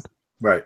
And too, it's almost like, all right, well, I'll let them sit on the objective this round because I know I'm going to hold it for the next 2 or 3 rounds, whatever it is. But also in Deadzone, once you hit 20, you can go 10 rounds or you can go 2 rounds. So it's almost like you said, it's a desperate thing to go get it. Well, and I think Tyler got onto this with me on Facebook a while back, with Warpath, and I like the mix of both. I think Deadzone is more suited to the cumulative rack up, just because again it's a smaller space, the game plays quicker. But I also say that if you do both, it kind of forces you as a player to go more even across the board with your list, because if you go cumulative, well, then you can just go with super high, high speed stuff, jump on it for a turn, you get points. If you're playing against a slower player, they may not be able to catch back up. Whereas if you play we count up at the end, you have to be a little bit more tactical in terms of when do I get on the objective, how resilient is my my strike force. But again, with a game like Warpath where it's a whole army, I think the cumulative stuff again is a very touch and go thing. Well, also too, if you're going to do that late objective grab in Warpath, like you're going to jump on one of the objectives, and you're going to hide a troop, but what if those troops get blown off the board? So you got to think about that in advance. Like, do I have enough guys to jump on an objective? Yeah, but also absolutely. too, what I like about Warpath also is you have your objectives, but then when you pull the secret objectives, those can be cumulative, like killing the leader or nobody in the deployment zone and stuff. So that's also adding to the mission. So like even the one where you keep the guys out of the deployment zone, and sometimes it's, you know, you get 3 victory points for that. That's something that can go on the whole game, but you know, at the end of the game, you got to make sure that you do your housekeeping and get rid of everybody. Yep. So there's a lot more. I think if you're going to have a non-cumulative thing, then there's got to be more avenues of ways to get points, not just like 1 or 2, but like you play Warpath, there's almost 6 different ways to get points. I kind of like that, you know. Yeah, and I think, like I said, if you do it for Deadzone, I think if you were to show up to Adepticon next year, and of the 4 or 5 games that are being played, if every one of those could be a mix of either a cumulative for first round, second round, then as end of the game, you can't tailor your list to any specific type. And that's what I would like to see the game get to, is that I'm going to have to build my strike force to be able to combat all these different types of, you know, of scenarios, which again, I think will help shift the meta a little bit. Yeah. Anybody else have an opinion on this? No, don't all jump at once. So you know what, so we got a few things in the chat here. So Terrainaholic said Joe hit the nail on the head. I don't know about what, but you know, Joe must have said something good. I usually do. Yep, there you go. Mission scenarios should be careful, Joe. You might be brash, so just watch that. Watch that. Oh, I know I am. Be careful. Be careful. You're towing the line there. Mission scenario should drive the development, not a random card. I house rule the deployment though. Boston Miniatures, and he says to make the more variation of deployment. Terrainaholic says the teleporter was awesome. I don't know, because Bill has random thoughts and I guess he blurts them out. Kevin Riddle, what's up? What's up, Kev? He says this screams veer-myn, grab it and run. I like that. Grab it and run. That could be a good mission name. I like that. Kevin Riddle says he likes the weather effects like the Azure Forest for Dreadball. I was just going to say that in Infestation, in the thing, they have the random weather effects, or there's a wind or a meteor shower, or the mine shaft goes. I kind of like that. It just messes up the game, you know. I hate how it's in the campaign section though. It should be in the main section. It should be an optional rule. Right, we were saying that. Remember, a lot of people just don't read it. Yeah, but it's in there. I did when I did the video for Family Gamers, and I was doing I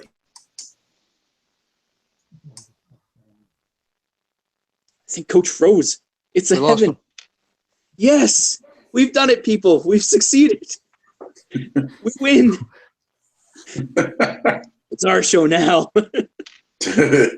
Rob Jack's takeover is finally comes to fruition.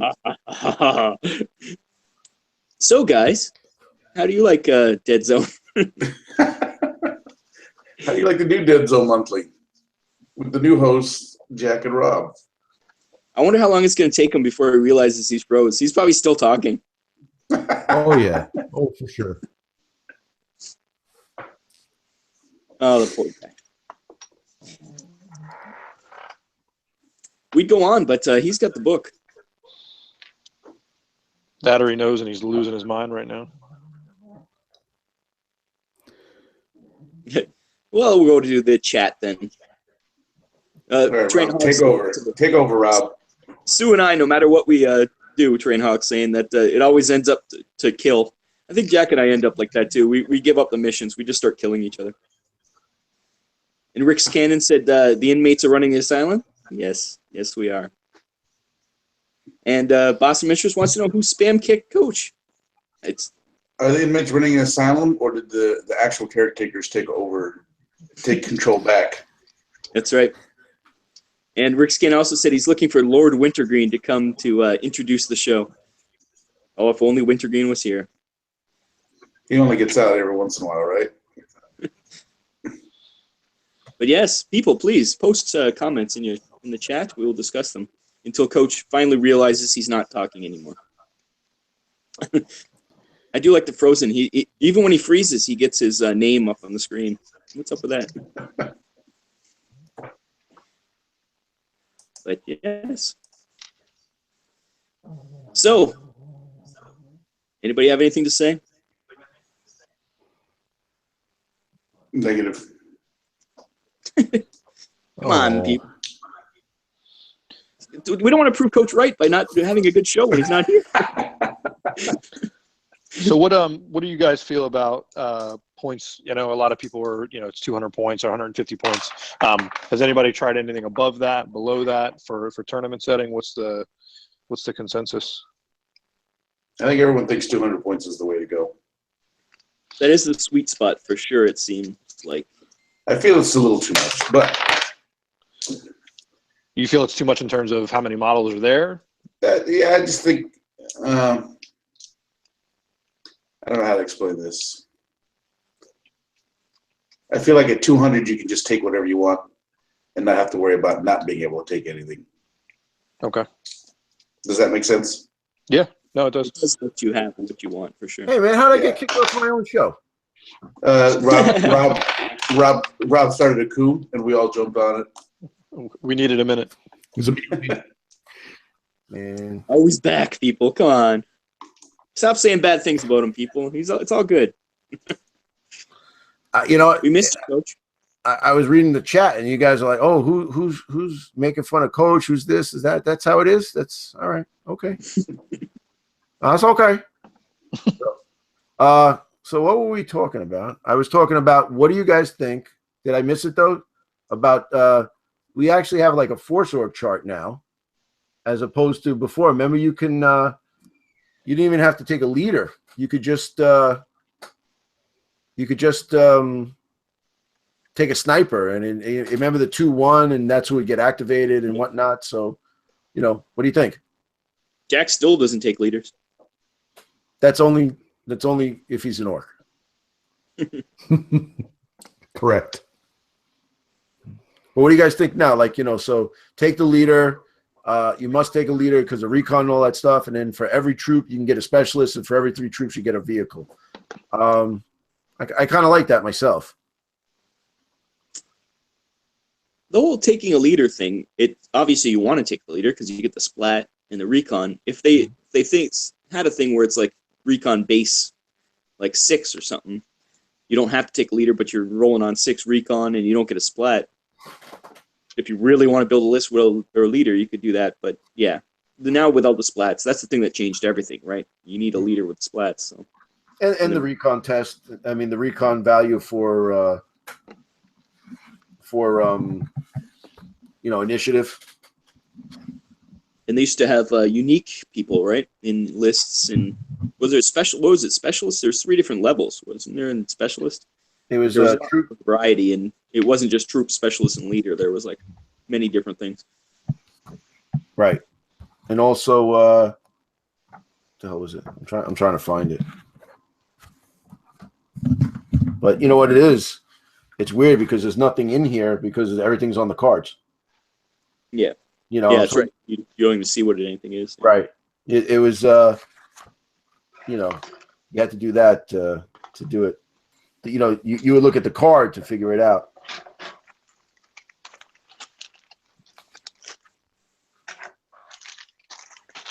And Tyrannoholic says any good game should allow you to go leaderless. I must agree. If you really want to go leaderless, you should have that option, like Jack. Jack would never use any of the orc leaders. So I don't know. I think I disagree. I kind of like having a leader. yeah, but that's your choice. Yeah. We believe in choice, Coach. You fascist. I believe in choice too. It's just that I feel like mine's the only one that counts. So you know. No, that's what it is. So when you go along that line, then you know. Oh yeah, so it used to be, for example, I had 4 troops in my strike team. Then I could take a total of no more than 4 specialists, rare and unique models. So yeah, there was that's right. That was the other one, rare and unique. Yeah. Yeah, but you know, it's a lot simpler now. Oh yeah. You know, leader, troop. You know, leader, troop, specialist, vehicle. I think some factions probably need more troops just to even them out. Some factions have better troops than others, but Right. I think it is much better. Simple. Well, that's something that's being looked into. You know, it's another place of heavy contention. So battles go on. Yeah, the inner workings. So, all right. So let's look at the abilities from version 1. So right off the bat, I thought we'd get through it without starting fights, but I guess not. So the first one is agile. Rob, you want to take this one? I loved agile. The original agile, they changed it because now everybody has a speed stat. Right. But some of the creatures that used to have agile, they didn't give fast speed. So it kind of like the plague swarm. It used to be agile, so it was fast. Mm-hmm. And now it's only 1/2, and you're like, well, it used to have agile. It was so much better. The new agile is not the same. Right. You get an extra level in your move. You're allowed to climb up a level, a free level in the same stack. Old agile, you could just move an extra space. Like you could go across real fast. And well, it said each turn the model may count 1 climb or 1 sprint action as a short action instead of a long action. The model may make a move action as normal. So you could sprint. So that was nice. So yeah, it was basically like remember like the stage 3s, they can move 2 and then shoot, which is what they could do now. But you know what? I think. Well, a lot of it was fixed with the speed stat. It's just there's a few that wasn't fixed with the speed stat. Right. Yeah. So next one's AP Beast, which is basically the same. Blast weapons, you know, would have it like the Craw had it. Boom is regardless of the cause, when the model explodes, treat it as a frag in the cube. So do we have the boom? What's that? That's similar to boom now, isn't it? Yeah. Do we have boom? Do we have boom? We do have boom, right? Don't we? Yeah, it's in there. Boom's still there. Yeah, it's still there. Could you trigger it in V1? Yeah. In addition, the model may choose to trigger the explosion when it is active. This can be done during its own turn or as part of an Overwatch action. So, all right. The next one is one that I miss very much so, and it would be the Brawler. Yeah. Now, this is the famous one that Ronnie always said that a Teraton, you roll 3 dice, but he has Brawler, so he gets +1. Why don't you just say that he has 4 dice?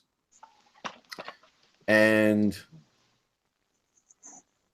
I don't know why it was such a big deal, because now there's a lot of things where like you're bigger or if you're injured or so there's a lot of other things. By taking out Brawler, I don't know what was the deal taking out Brawler. It just that the only way they took out Brawlers if they improved everybody's fight stat who had Brawler, which they did some and they didn't do others. Right. Well, like they used to fight 5, you fight in 4s now or something, or give them Frenzy or something. But what about the Assault Enforcer? Well, that is the ultimate mistake. But right. I always like Brawler. Brawler is the sniper scope of the punchers, right? Yeah. Like that's the tough way to punch people. Mm-hmm. Yeah. But now, like, you know, if you have Frenzy, Frenzy's not Brawler, not even close. But, you know, like Sniper Scope, you get +2. Yeah, there's nothing for melee that gives you bonuses really anymore, is there? Just size. Yeah, that's it. You know. So another one was Construct, and that's basically the same. And also, the model's aggression stat is alert and cannot be changed. So that's basically you can't get pinned. Yeah. So it was rewritten, but it you know, said here. We got a few comments. Let's go. Let's see. Thanks for stopping by. Pat left. That's what I missed. Yeah, I think Pat and Shane left. All right. Yeah, they both dropped off. I don't know if they left on purpose or what. They just vanished. Okay. So because he says thanks for stopping by, Pat. Rick said that Enforcer jet bike arms suck. Okay. Trainaholic says Kings of War was awesome. You know, I don't know, Bill, this is a Deadzone thing. I don't know what you're talking about. Okay. Brian, fixed Reb combat capability. Sounds good. Boston Miniatures, 8 to 10 models tops. Velasquez, Sword Spawn, come back. Any good game should allow you to go leaderless. We already talked about that. Oh, Shane's phone died. That's what happened. Can always take a merc to lead your strike team. That was in the old days. Yeah, you could do that. That was actually pretty cool. And Shane says goodbye, giving you everybody the best. Kevin Riddle's back. Unpredictable needs to come back. So. Oh, that was some of the Merc said that, right? Unpredictable. Yeah.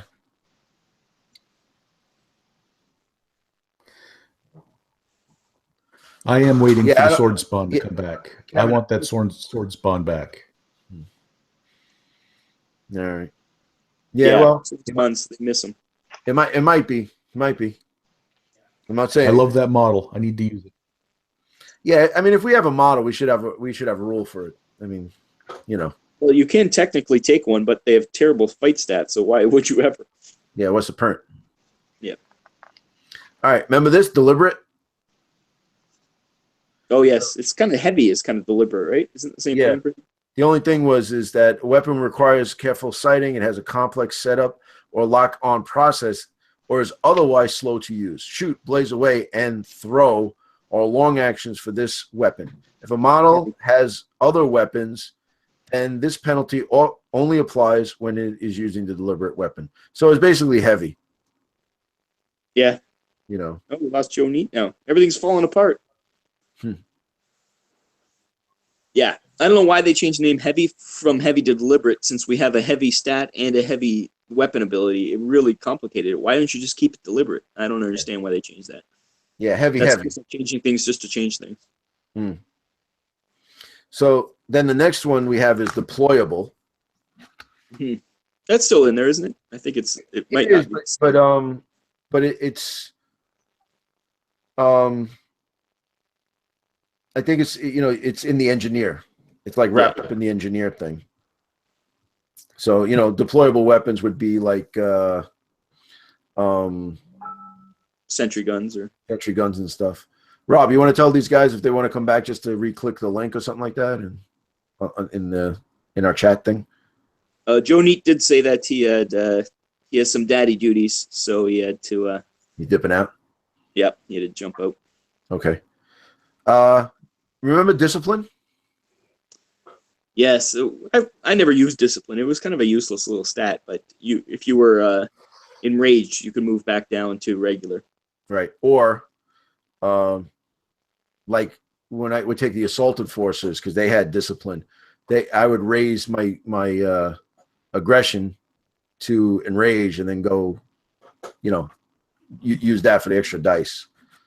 That was actually cool. But then once you get rid of the aggression, then discipline kind of went also. So, it was just one of those things you could get rid of easy.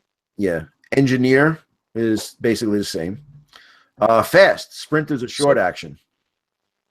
So since the show is breaking down a little bit here, we're having everyone's leaving. I'm gonna further mix it up a little bit. Go ahead.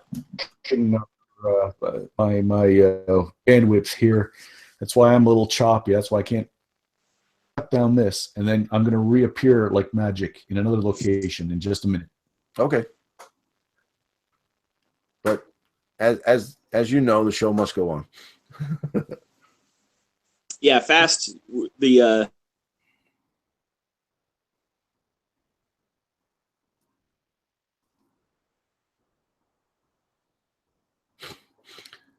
Did you guys left me again?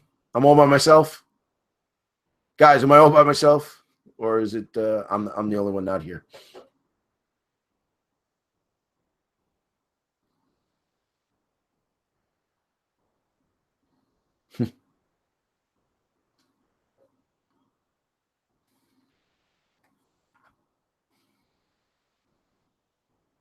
All right, Bill, you're here. Good. All right. All right, everybody's still here. Good. All right. Well, the next one, I guess I'll carry the show. I'll be by myself again. Frag. So frag is different as far as success of the weapon and stuff, and that was good that it cleared that up. Frag was it's basically the same in both.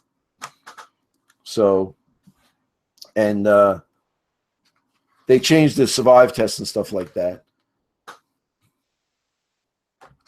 Okay, good. I'm glad you guys are with me. Rob, you back? Rob is gone. So they'll come back. It's craziness. We're back. What happened there? The Necronomicon got you. We were doing our own show without you, but we realized we weren't on the air. You were doing your own show without me, but all my people were saying that they were with me. So, yeah, it was us that left, not you. Yeah, Terrainaholic said that it's the Council of Seven. We thought we were excited. We thought we were by ourselves, but no, it was you that were by yourselves, and we were off. That's all right. So, frag is basically the same. Yeah, so we're up to glide. Glide is the same. Basically, it's almost exactly the same. Gun crazy is gone. Well, fire control kind of took over gun crazy, right? Yeah, the only thing was gun crazy would keep going until you rolled a 1 or a 2. Yeah, it could go off. No, I'm sorry. It was weird because it was a 3 or 4. So you can shoot every weapon or you can stop after the first one. It was crazy like that. Hey, buddy. There's Jack. Hey, everybody. So this one was hover. Remember hover? It's coming back, right? Yes. Hover is coming back. It's already in there, isn't it? Under something has hover. No. Oh no, that was Mars Attacks. Mars Attacks had hover. Murder Birds had flight. And Mars Attacks had the hover for their we were doing it for when we did the team building exercise for Mars Attacks. There was Shane put in, or somebody, whoever made that. We thought it was Shane, but Shane lied to us. And it was somebody else invented that list. He did, but Mark Smith invented the list. Oh, there you go. Yeah. And see, Shane said that he invented Deadzone the podcast, and that wasn't true. Right. That guy. What else did he claim? See, now he's not here. We can see all his lies are coming to the floor. Coming to fruition. He's also the starter of the Third Sphere podcast. He is? That was him? Yes, that was him. That too? Yep, absolutely.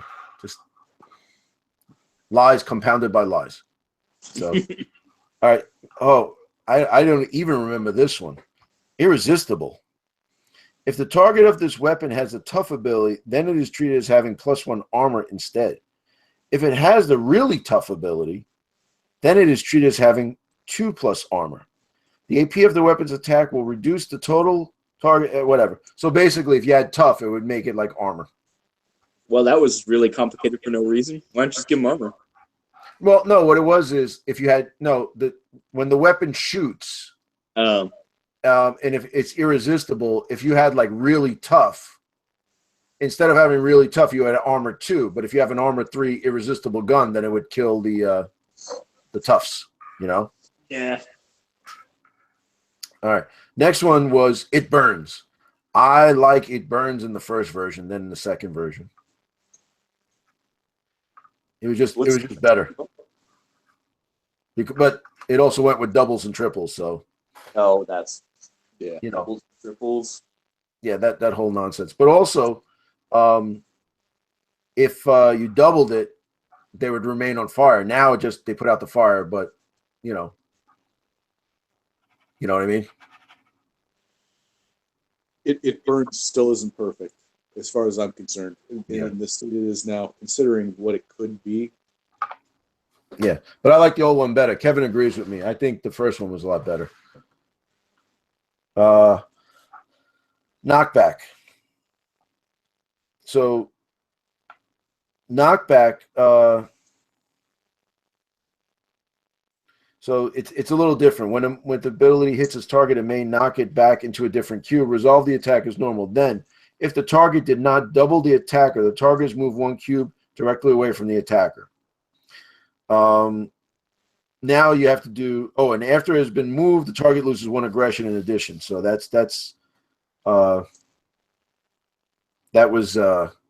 was changed. I kind of like knockback the way it is now.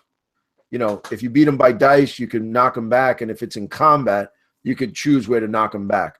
There was a thing on Facebook that somebody was saying knockback. You can knock a guy into the ground. I never read that rule and got that from that. You know. That's weird. Yeah, it was always complicated.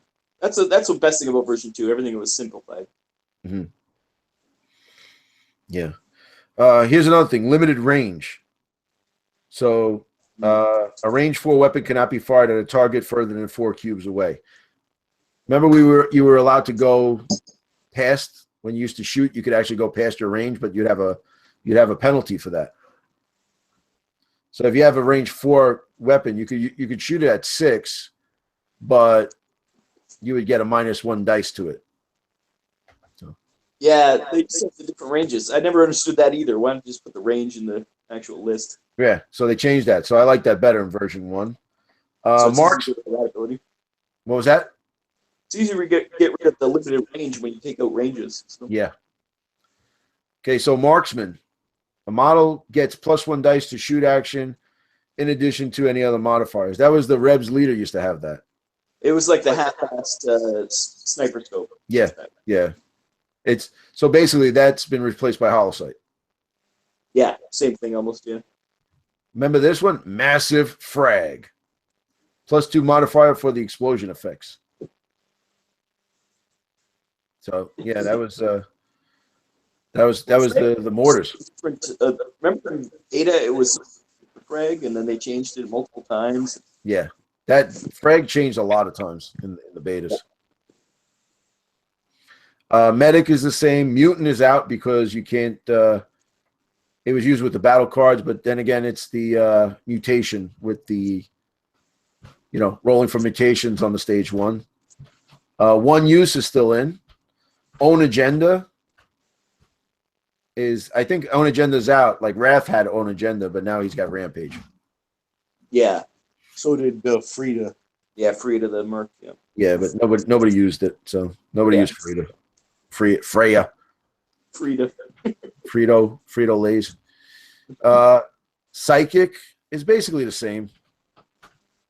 Just I think they well, there's no abilities now where they used to have. It was just damage, wasn't it? Yeah. So now it's actually a shoot attack. Yeah. Like, invigorate or yeah. It was a 3 dice 5 plus, but then it was it would go with the doubling and tripling and stuff. So now it's just much easier. Yeah. Rampage is the same. Rapid fire is different because a rapid fire weapon, the weapon may not shoot, it may only blaze away. That was the burst laser. Yeah. So now it's yeah, it's I like it better now. So I think it shouldn't be in the game. It should not be in the game? Agreed. All right, really tough was you got tough twice. Resourceful is gone. Scavenger is still in the game. Scout is in the game, but Scout is different now.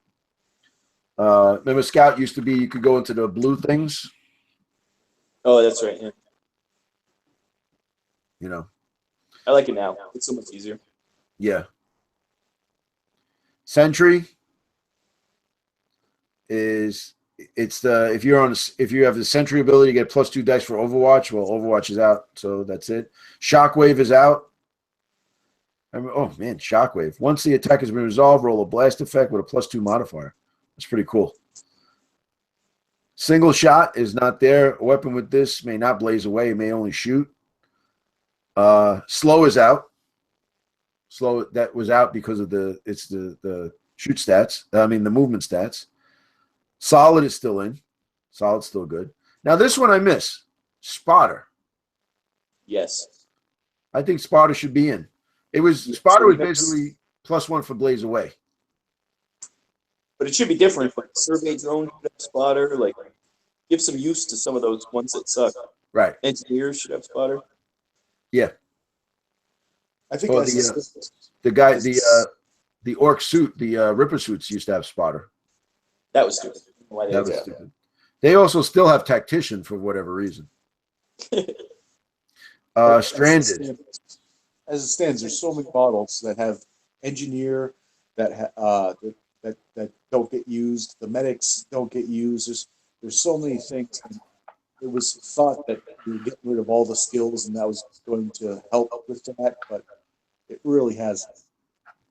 Yeah, we took away skills that were actually useful for no reason other than hey, we took away skills And left a lot of that weren't useful and added some more.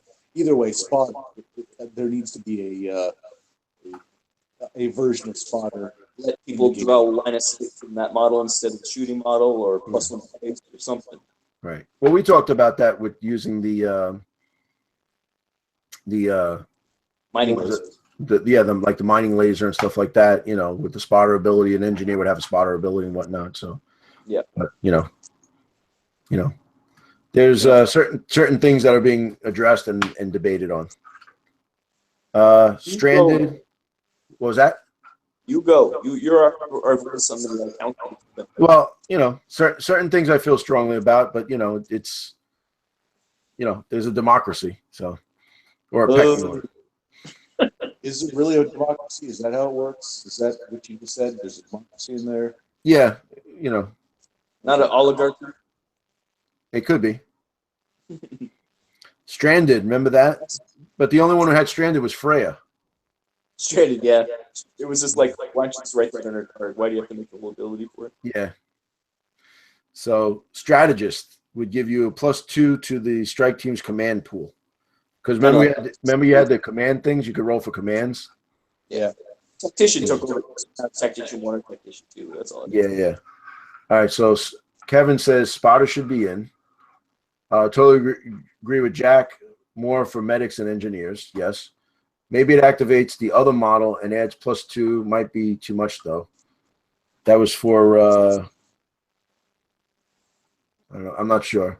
Coach's democracy, which is kind of like Chinese democracy, and then Bill, spotter is not like tag. Tag is different than spotter because you have to have line of sight, but then it only works with the tag rifle. Spotter used to work with the Blaze Away. +2 dice on a spotter roll. Yeah, something like that would be cool. Something. Survey drones. Hashtag survey drones suck. That's the next one.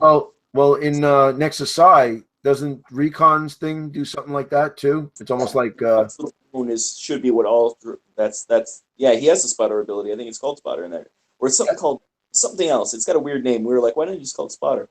Mm-hmm. Yeah, it's the spotter ability. It's like Yeah, but it's a really weird name. I can't remember now. Yeah, do you have a Nexus Psi with you, Coach? I don't. That's the one I don't have. It was silly. Whatever it was spotter. But Jack's gonna go look because it does have a weird name, and we're like, why didn't you just call it spotter? Nexus Psi is the only one I have in PDF. I wish I had that one in PDF. It annoys me. I have it on PDF too. I just can't. My iPad's over there.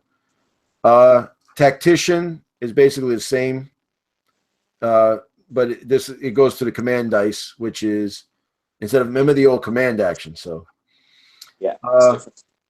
Teleport has changed, where it was just it was a teleport. You could just move, but it was a long action. Now it became a short action. But I can guarantee you in the FAQ it's going to change. Yeah, it's a little too powerful. Those Teratons are dominating. Yeah. Jack, Nexus Psi. Let's see if we can find what spotter is now called. Okay, Dr. Simmons, Recon unit.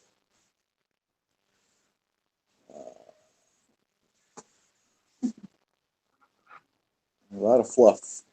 It might be in the actual back section. Yeah, it's in the list on the Recon. Yeah, I looked under Recon himself to see if it. No, it's in the Army list. There's just too much. This book, it's too nice. This book, it has too much in it. Too fluffy. Too much. Whoever play tested this book should be given a medal. should be put on cattle cars. Oh wait. Okay, here's Recon in the book. For those following along, it's page 16. New ability, Recon drone. When deploying your model, in addition to your strike team, deploy one Recon model. For the purposes of campaign, blah, blah, blah, blah, blah, blah, blah. Does it even say? Was that in the betas? No, Are it's, we- it, are we it's in- in there. We're just insane now. Rangefinder. It's called Rangefinder. Range. It gives him tag and non-lethal. Makes no sense. Call it spotter. Why you call it rangefinder? Well, rangefinder is basically spotter and non-lethal because it's a shooting attack. But non-lethal is its own ability, so why don't you just have non-lethal and spotter? Right. So, whatever. Yeah. What do I know? What do I know? What do I know? So, tough is the same. Toxic is exactly the same. I think toxic's a little too powerful. Well, toxic's not powerful because it's currently only on toxic grenades, right? Or the toxic smoke screen, which is Right. useless. So, but if you put it on anybody else, it's way too powerful. But on them, it's kind of useless. Well, that's the thing. Used in moderation, it's not too powerful. Used in moderation, used properly, it's just as powerful as it needs to be. If, you start giving it to every Tom, Dick, and Harry, well then, yeah. Like the Mars attacks list, giving that one creature toxic, you could kill anyone in one hit. That's way too powerful. But yeah, toxic smoke screen right now, since you have to deploy it at the end, isn't it the end of your turn or something? You have to Start of the turn. That's right. That's what Brian is asking. Did they fix Asterian's toxic smoke screen? Is it now an option to deploy after movement? As of now, it's not, and we're not up to that yet. We're up to the FAQ, and we're doing the veer-myn now. So basically, it's like, you know, the veer-myn are being worked on, GCPS, and the FAQ. That's our wish list right now. That's important stuff. Yeah, the FAQ's done. I think, in my opinion, veer-myn are done, but there's still there's a few snags. And then I think the GCPS should be out very shortly. But I don't know what Mantic's goal is, if they're going to put it out as a Nexus Psi, or is it going to be like a net list. So just a list. Yeah, once it's done, then it's like out of our rules committee, where it's out of our hands. You know, it's how they want to do it, and ultimately they have the final say on it. So yeah, but the veer-myn fixes are pretty good. I like them. Well, we'll see. Yeah, you did say the veer-myn Strider was going to be one of the best additions. Yes. So The veer-myn Strider is going to be, and he's going to have the wiener cannon, and he's going to have 2 drills on the other hand. It's going to be awesome. Exactly. That's why it's because Jack built him that way. That's why it's like that. Well, he determines how this model is. Yeah. Bill, it's coming. GCPS is coming. But anyway, you could play them now anyway because the list is out there. The net list is out there. It was out there for beta, and I don't think it's going to change much. So it's pretty good. We'll see. Yeah. Once it gets in the wild, we'll see any things, and you guys can FAQ it if there's any issues. You know, that's what I said. I said if it's way too broken, it could always happen. Screw you, Tyler. We didn't miss you. Tyler, is he watching a movie? Yeah. He's either watching Brokeback Mountain or Traveling Sisters Pants movie. No. Is Tyler actually, or is this just a random yelling at him? No, Tyler was on there. The smear campaign. He said, "Sorry, I couldn't join." Oh. Did you watch Alien? That's the question. Did you finally watch Alien? Yeah. Did you watch Alien? Boy, come on. We're up to V. Shut up. The real question is, he keeps posting these two guys doing hockey skits, where they're just doing the bit, and I want to tell him that they're just ripping off Letterkenny, a Canadian show. So Tyler, I have no idea. What you want to do is, if you keep putting these videos up about these two guys talking hockey terms at a fast pace, they're just ripping off a show called Letterkenny, and I would recommend you download it and watch. And if you think those two are funny, you will lose your full mind. And that was the Canadian content for today. We have to have that. We have to have. Yeah, there's rules for this, so we had to have that. CRTC has dictated. Okay, so volatile is basically the same. Okay, volatile is exactly the same. If you get hit on a 2 to 8, the volatile is safe, but on a 1, it blows up. That's kind of cool. The wiener cannon. I mean, on the Strider, it has that. It's crazy. Vulnerable is the same. Way to fire is different. Way to fire gives you re-rolling a dice as opposed to a +1 modifier on Blaze Away. And that's it. The old one. The new one, what do we got? We got Covering Fire, which nobody has. Deadeye, which nobody has. Experimental, which is only on one thing. Fire Control, which is new. Yep. Frenzy, which is new. Hammer Fist Drop Armor, which is totally awesome. And if anybody wants to know about it, you can see Rob, Jack, and the new guy on Team Building Exercise coming out Wednesday. Not this Wednesday. Next Wednesday. Next Wednesday. We lost Deliberate and we got Heavy. Wednesday. You know. Yes, Tyler, I'm keeping him on track. Horde. Horde's a new one. Not to be confused with what we call Rob when he's selling T-shirts. No, that's Jack. Jack is the whore. Ghost whore. You're the whore. He's the diva. Yes, Horde is awesome. Everything should have. What was Horde in the not in the version 2, version 1 Nexus Psi book, the second book. I think it was. Was it? Yeah, maybe. I think so. Came in? You know, the big book like this Nexus Psi. Yeah, I can't remember. I think it was. I think it was because it was one of the new ones. That's why they were putting version 2 out to get this going.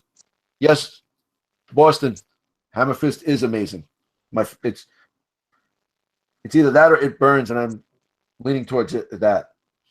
Invigorate, that's a new one. That's a new one for version 2. Or hopefully medics get that eventually. Yeah, well, maybe like an adrenaline rush or something like that. It burns. It burns has been nerfed to the point where I don't like it anymore.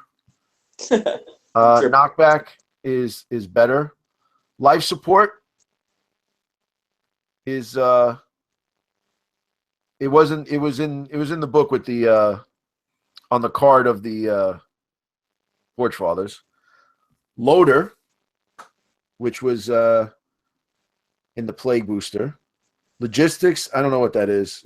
We don't use that really. It's in version 2, but whatever. Medic is the same. Non-combat. One use is non-combatant. This model cannot and will not hurt their enemies. Basically, it's a medic, but it's only the Rev medic because a Enforcer medic can shoot people. That was in the first one, wasn't it? Non-combat? No, was not. Might have said on the card or something then that they couldn't attack. Because I remember Judd once it's never attacked. Right. One use is the same. Psychic is better because now it's a shooting attack. So the better shooting attack it is. Rampage, Rapid Fire. Rapid Fire is different, like we said. You may like to fire for effect. Remote. Scavenger is the same. Just moving up into the blue cubes. Shield Generator is new because of the Asterians. Slow Riddle is the same. Smokescreen is new, which is kind of cool. Sniper Scope is +2.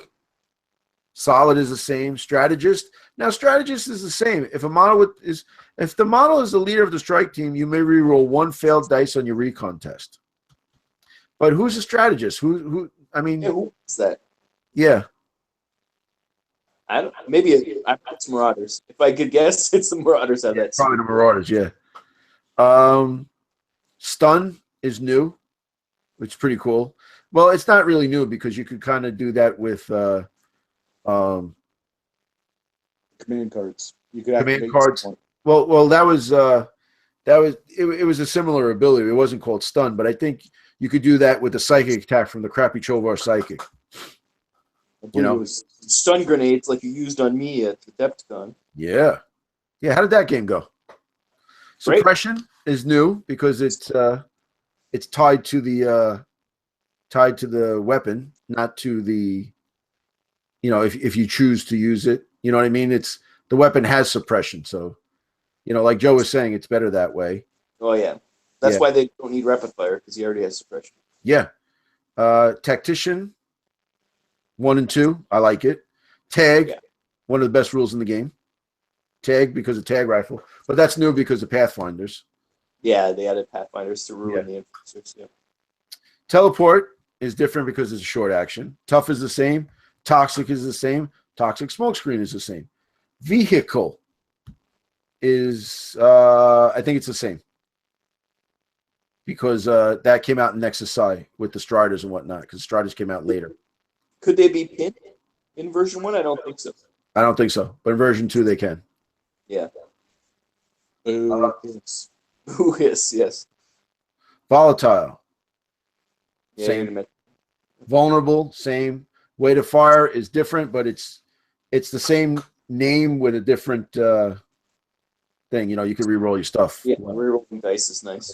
Way to fire is good, man. And that's basically it, boys. I think we went through the whole book. The whole freaking book.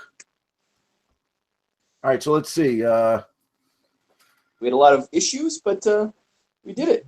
Yeah, we did it. I wish Psychic had other options, put back, shoot, attack.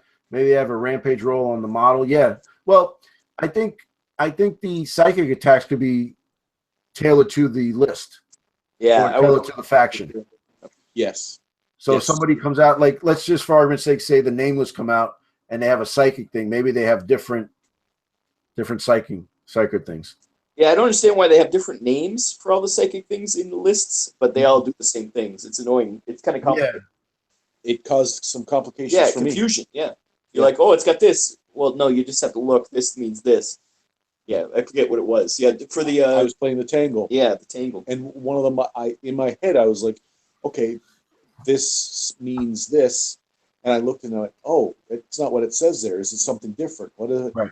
It just means invigorate, which means you have range 3 or something like that. Yeah, I had to, fortunately, and I believe I was playing maybe Sue Foreman, and she was very patient with me while I had to look through and see and track down what it was. But yeah, it was just a little bit of a glitch, that's all. Well, the Tangle is Visions of Glory, which is invigorate. Yeah, why just invigorate? Why do you have to have some crazy name for it? Right. But the Chovar Psyker, it's passion. Passion. Oh. Yeah. Hey. And then then Psychic Visions of Death, which is stun. And here it's called blank. Yeah. But in all honesty, I have a feeling that the mercs were just copy and pasted. Yes, we need a new mercs book. Hopefully that's from the Star Saga. That's I think that's gonna be, the way to go with that. It makes sense, but yeah, it's making sense. Yeah, but I think the Star Saga is gonna propel the mercs book. You know what I'm saying?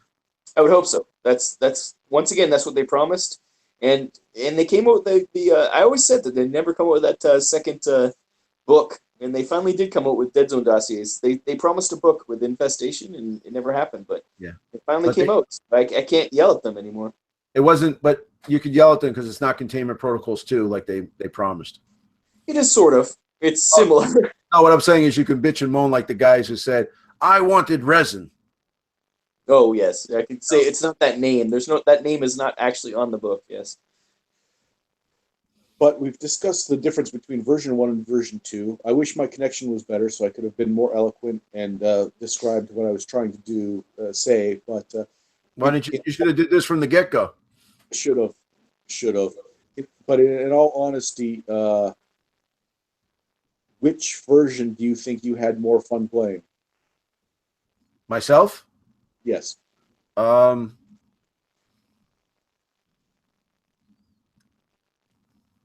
Boy, that's a hard question, man. That's a hard question. I got to tell you, I got Deadzone at Adepticon 4 years ago when it first came out. So it was funny. I got the game. We looked for a podcast, and through the millions of Deadzone podcasts out there, we decided to pick yours. And what happened was, but we were listening to it, and you guys were like, "Yeah, we just got the Kickstarter with this and that, and we didn't get our Ruined Terrain yet, and I already had it." So once I got it, I really, really, really liked version 1 a lot. And Deadzone version 2 is basically Deadzone version 1, just playing it easier. It's like, all right, well, I was pinned, suppressed, but I tripled, I doubled this. Now it's streamlined better. I think it's more fun now because you get to play more now. Instead of, like we were talking before, it took you a half an hour to play the game, but it took you 40 minutes to set up the board. Yeah. And I agree with Kevin. I agree. And Boston, I agree the same thing. I think that version 1 was awesome, but then version 2 made version 1 better. So I'm thinking I'm having more fun with version 2. I think I like the game better. I like Deadzone in general, but I think it was, I was, change for the sake of change is not good, but change for the sake of making things better is the way to go. And I think that's what version 2 was. They had a really good game, and they said, let's fix it and let's make stuff better, and they did. So I think I would say I have more fun playing 2 than 1, but not, if it's a scale of 1 to 10, I'd say 8 and 10. Version 1, 8, and then 10, because they just made it better. That's they fair. supercharged the car. Yep. Yeah. Rob and I were having this discussion, and I said that all of the games that I really enjoyed, like when things happened, and like the most memorable ones were all version 1. They were more cinematic, more fun, and I think I could have burned out on Deadzone until I went to Adepticon and I played. Fortunately, I played 2 great guys in the tournament, and those games were so fun that it showed me, yeah, version 2 does have a place. Jeff Burbage, he and I had a fantastic game, like a give and take that I don't generally get. The new Deadzone's pretty brutal. What the fuck? What? Nothing. I'm sitting right here, he says. Yeah. But that's the thing. Rob and I, the game has been so streamlined that it gets real old real quick. Yeah, I said playing that. the same person over and over again, it's pretty similar. But that's why we like making wacky things to do, or new adventures, or making like kind of objectives for us to do, because it is very similar when you're playing the same guy over and over again. So Jack played different people inside different play styles. That was a big. And then Bill Foreman, even though he came in not knowing, like, day one, like, hey, I've never played, I need help at the tournament, coming up with some really brutal. He was an animal. He laughed and smiled the whole time, and he was gracious about it. But boy, he came with the thunder. Yeah. It showed me that version 2, even as just aggressive and kind of one-dimensional as it is compared to version 1, there's still fun to be had. And I was glad that I did play as much as I did. Well, it's funny, too, because Bill just said I couldn't enjoy 1 because it was too complicated for me. Now I can understand it and enjoy it. So that makes a lot of sense. But you know what's funny, though? It's funny that you say that, because Bill, well, I helped Bill build his list for Adepticon.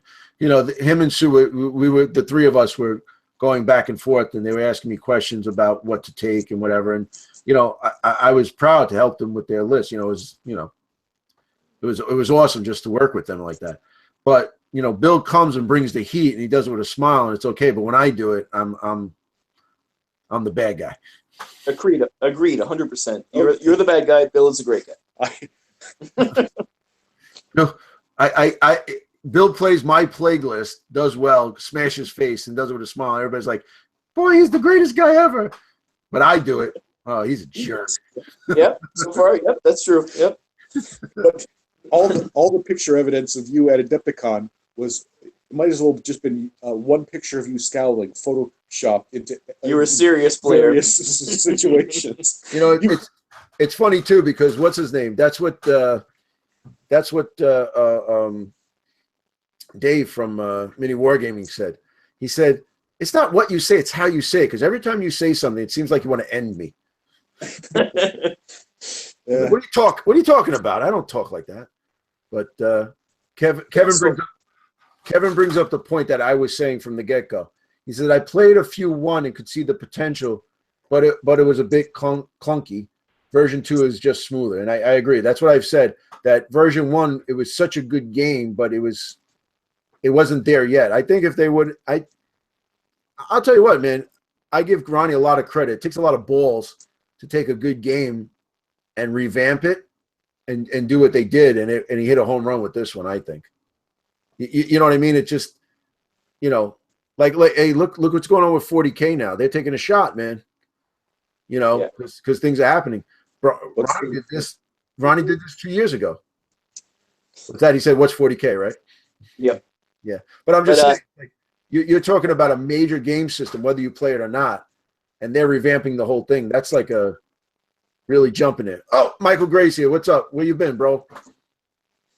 For version 1, we also had a lot of... Hold on, Kevin Riddle said, what's 40K?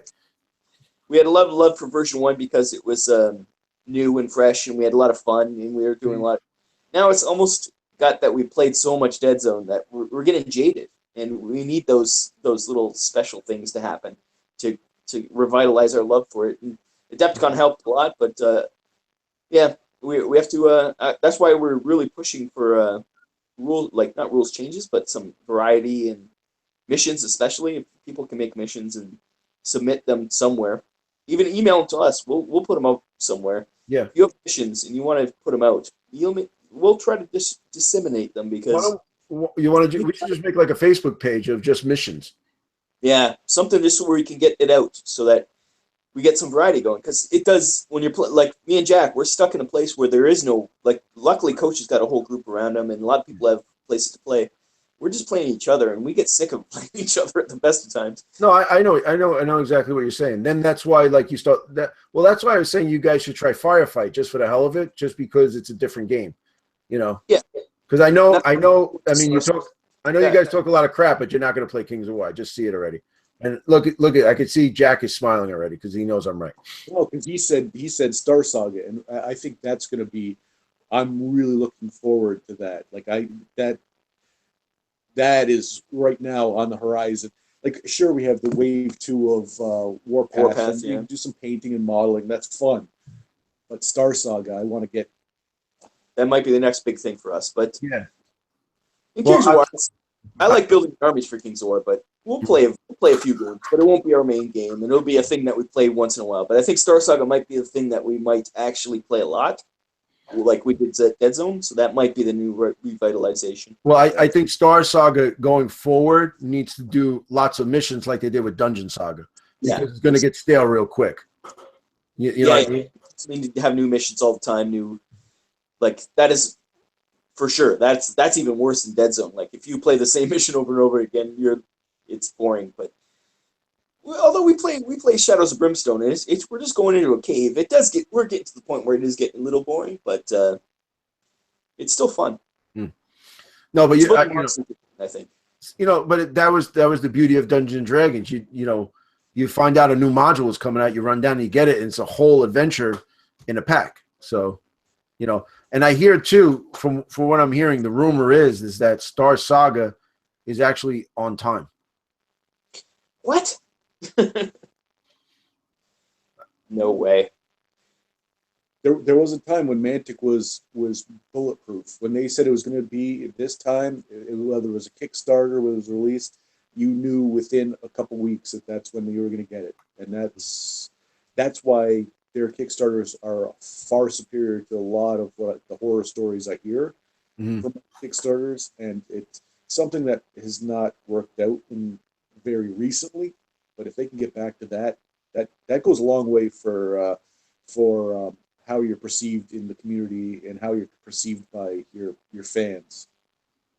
Well, you know what? I think the one thing about Mantic is, which I've heard a lot of companies do this, and people really get pissed off, where you do a Kickstarter, you waiting for your stuff, and you find out that it's already in retail and you didn't get your stuff yet. That's I could understand, like, hey, listen, something happened, and the factory burnt down, or it's on the ship or whatever. I can understand that, but if you're waiting for your stuff that you backed and they're selling it retail, that's BS, man. That really is. That's just not right. Yeah, so far Mantic's been really good for that. Like, I know the Aliens vs. Predator, that was a major thing where people are freaking out. People still haven't got. There's version 2 coming out, and they still haven't got version 1 yet. And it's No, that's terrible, man. That's just real. That's heinous, man. Yeah. Yeah. So mentioned Aliens vs. Predator. That's the famous one. Yeah. It's just sad, and Mantic at least does that. They try. It'll be close, but they try. Right. And we gotta appreciate them for that. They may be late, but at least they're not selling it out from under us. So it says we got a few things here. Kevin Riddle says, "What's 40K?" Michael Gray says he loves version 2, but he missed pinning suppression rules. No, we don't miss those. We already discussed that.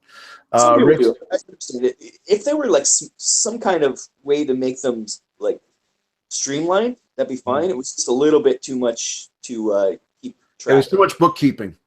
Yeah, exactly. So Rick said the vid of you and Dave was pretty good. Learning Canadian, some American. Yeah, that was a blast to do.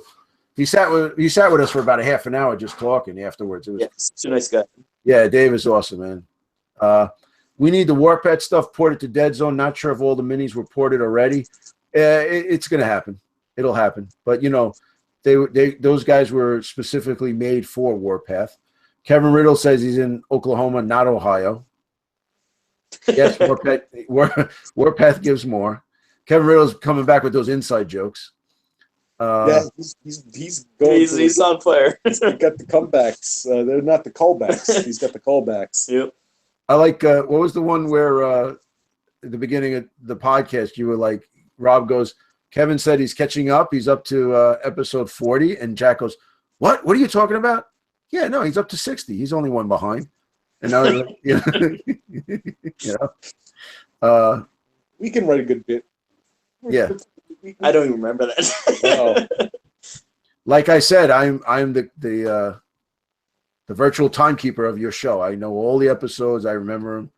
So yeah, I listen once. Jack listens to himself. I only listen to edit. That's it. I gotta listen. I got a big commute. So they're saying, you know what? That's like Rusted Beetle. Rusted Beetle comes back with he comments on shows like 20 years ago. It's like, wow. Oh yeah, he does that with videos too. He's like, wow, that was a cool thing, Coach. I says, man, I did that 4 years ago. That's all right. Whatever, man. It's all right. And you know what? I always answer. I never not answer. Good guy. Yeah. Rick says, wait, let's see. Alien Boston Miniature says, AVP Alien Kickstarter suck. Protos is never to be trusted. Okay. What was that? I'm sorry. I got a nice Warzone team for Protos. That's about it. Yeah. Yeah, and actually it was cheap too. Yeah, it wasn't that bad. I could have bought the whole set, but the AVP set from under the Kickstarter backers, but it weighed like 1,000 pounds. I couldn't put it home. I was pretty close to getting that myself, but I didn't know where to put it. I had no room. And I don't have the charm like Tyler has to get on a plane without paying the extra money for it. And he also has some kind of TARDIS like bag where he had it full when he started, and he got like 1,000 things, and it still was full. I don't know how that happened. It was like a game of Tetris mixed with like a necromancy. I could. Yes, he's a witch. I think it was a remake of the Midnight Express. He was just taping stuff to his legs and his belly and stuff to get on the plane. Makes sense. Yeah. Let's see. Rick was saying that was the AVP one. Kevin says, wow, sounds like Robotech RPG Tactics. Not sure Wave 2 will ever come. Yeah, I a bunch of my friends got into it. I didn't do it. Trainaholic says Dave is awesome. He is. Kevin says there's nobody in Oklahoma. He's the golden child. Yeah, no, Tyler's the golden child. He's the golden boy.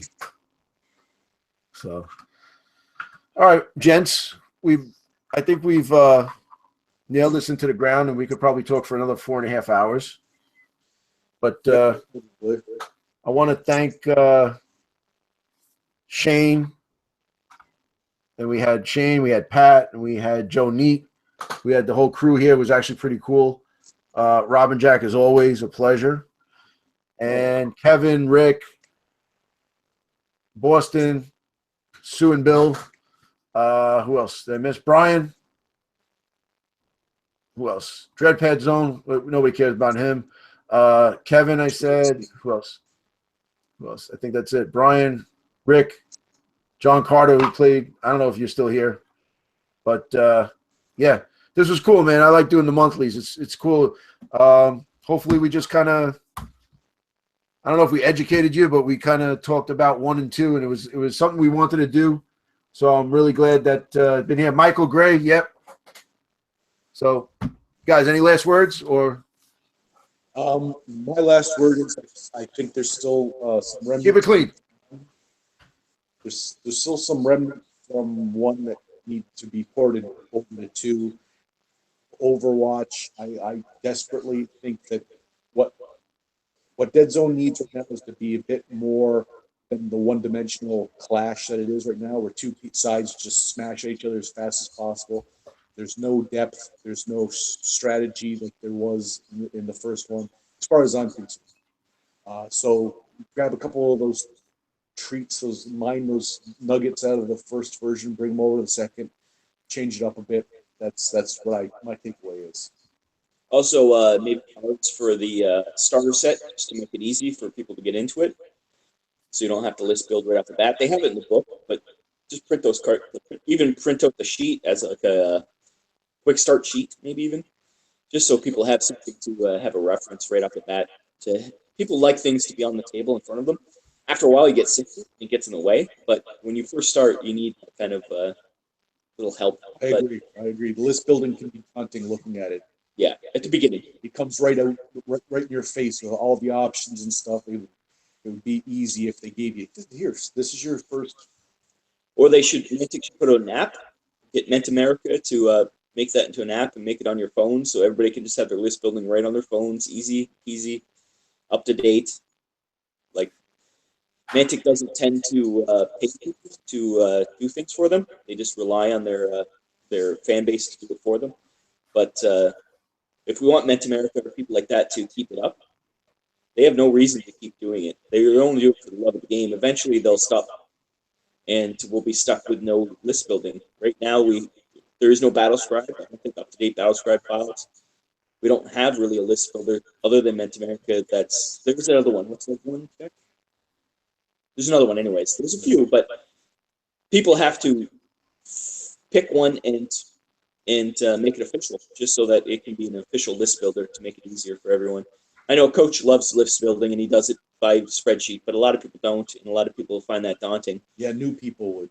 Yeah, so that's the kind of thing we need, and cards help with that. But the way the things work now, cards is you can't do cards now for the whole game because there's so many options. You have 1,000 cards, you have a pile of cards, but maybe for the basic game, get some cards going. Well, I know in Operation Heracles, they have 2 starter things, one for Warpath and one for Firefight. So I don't see why it wouldn't be that difficult to do it for Deadzone. Yeah, just some basics so you can get into the game, and then after that they explore more and they can change your lists and do whatever. But basic lists, it's a book. It is the rule book. They have that basic Enforcer and Plague list, but even if you buy the starter, it comes with like a list. Just you buy the starter box, it has a list with all the stuff in the starter box, so you can use it right out of the box. You have a 100-point list, 200-point list, something like that. But that was neither here nor there. I don't think that's what you asked for, but at this point, I don't remember what I asked. But anyway, guys, listen, thanks a lot. And just so you know, guys out there, now that I'm on the rules committee, I'm seeing things from the inside.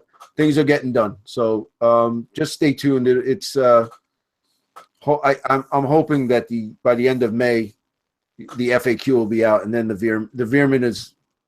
I think the veer-myn's almost done. Honestly, I don't know if I'm supposed to be saying that, but at this point, it's like, that was everybody.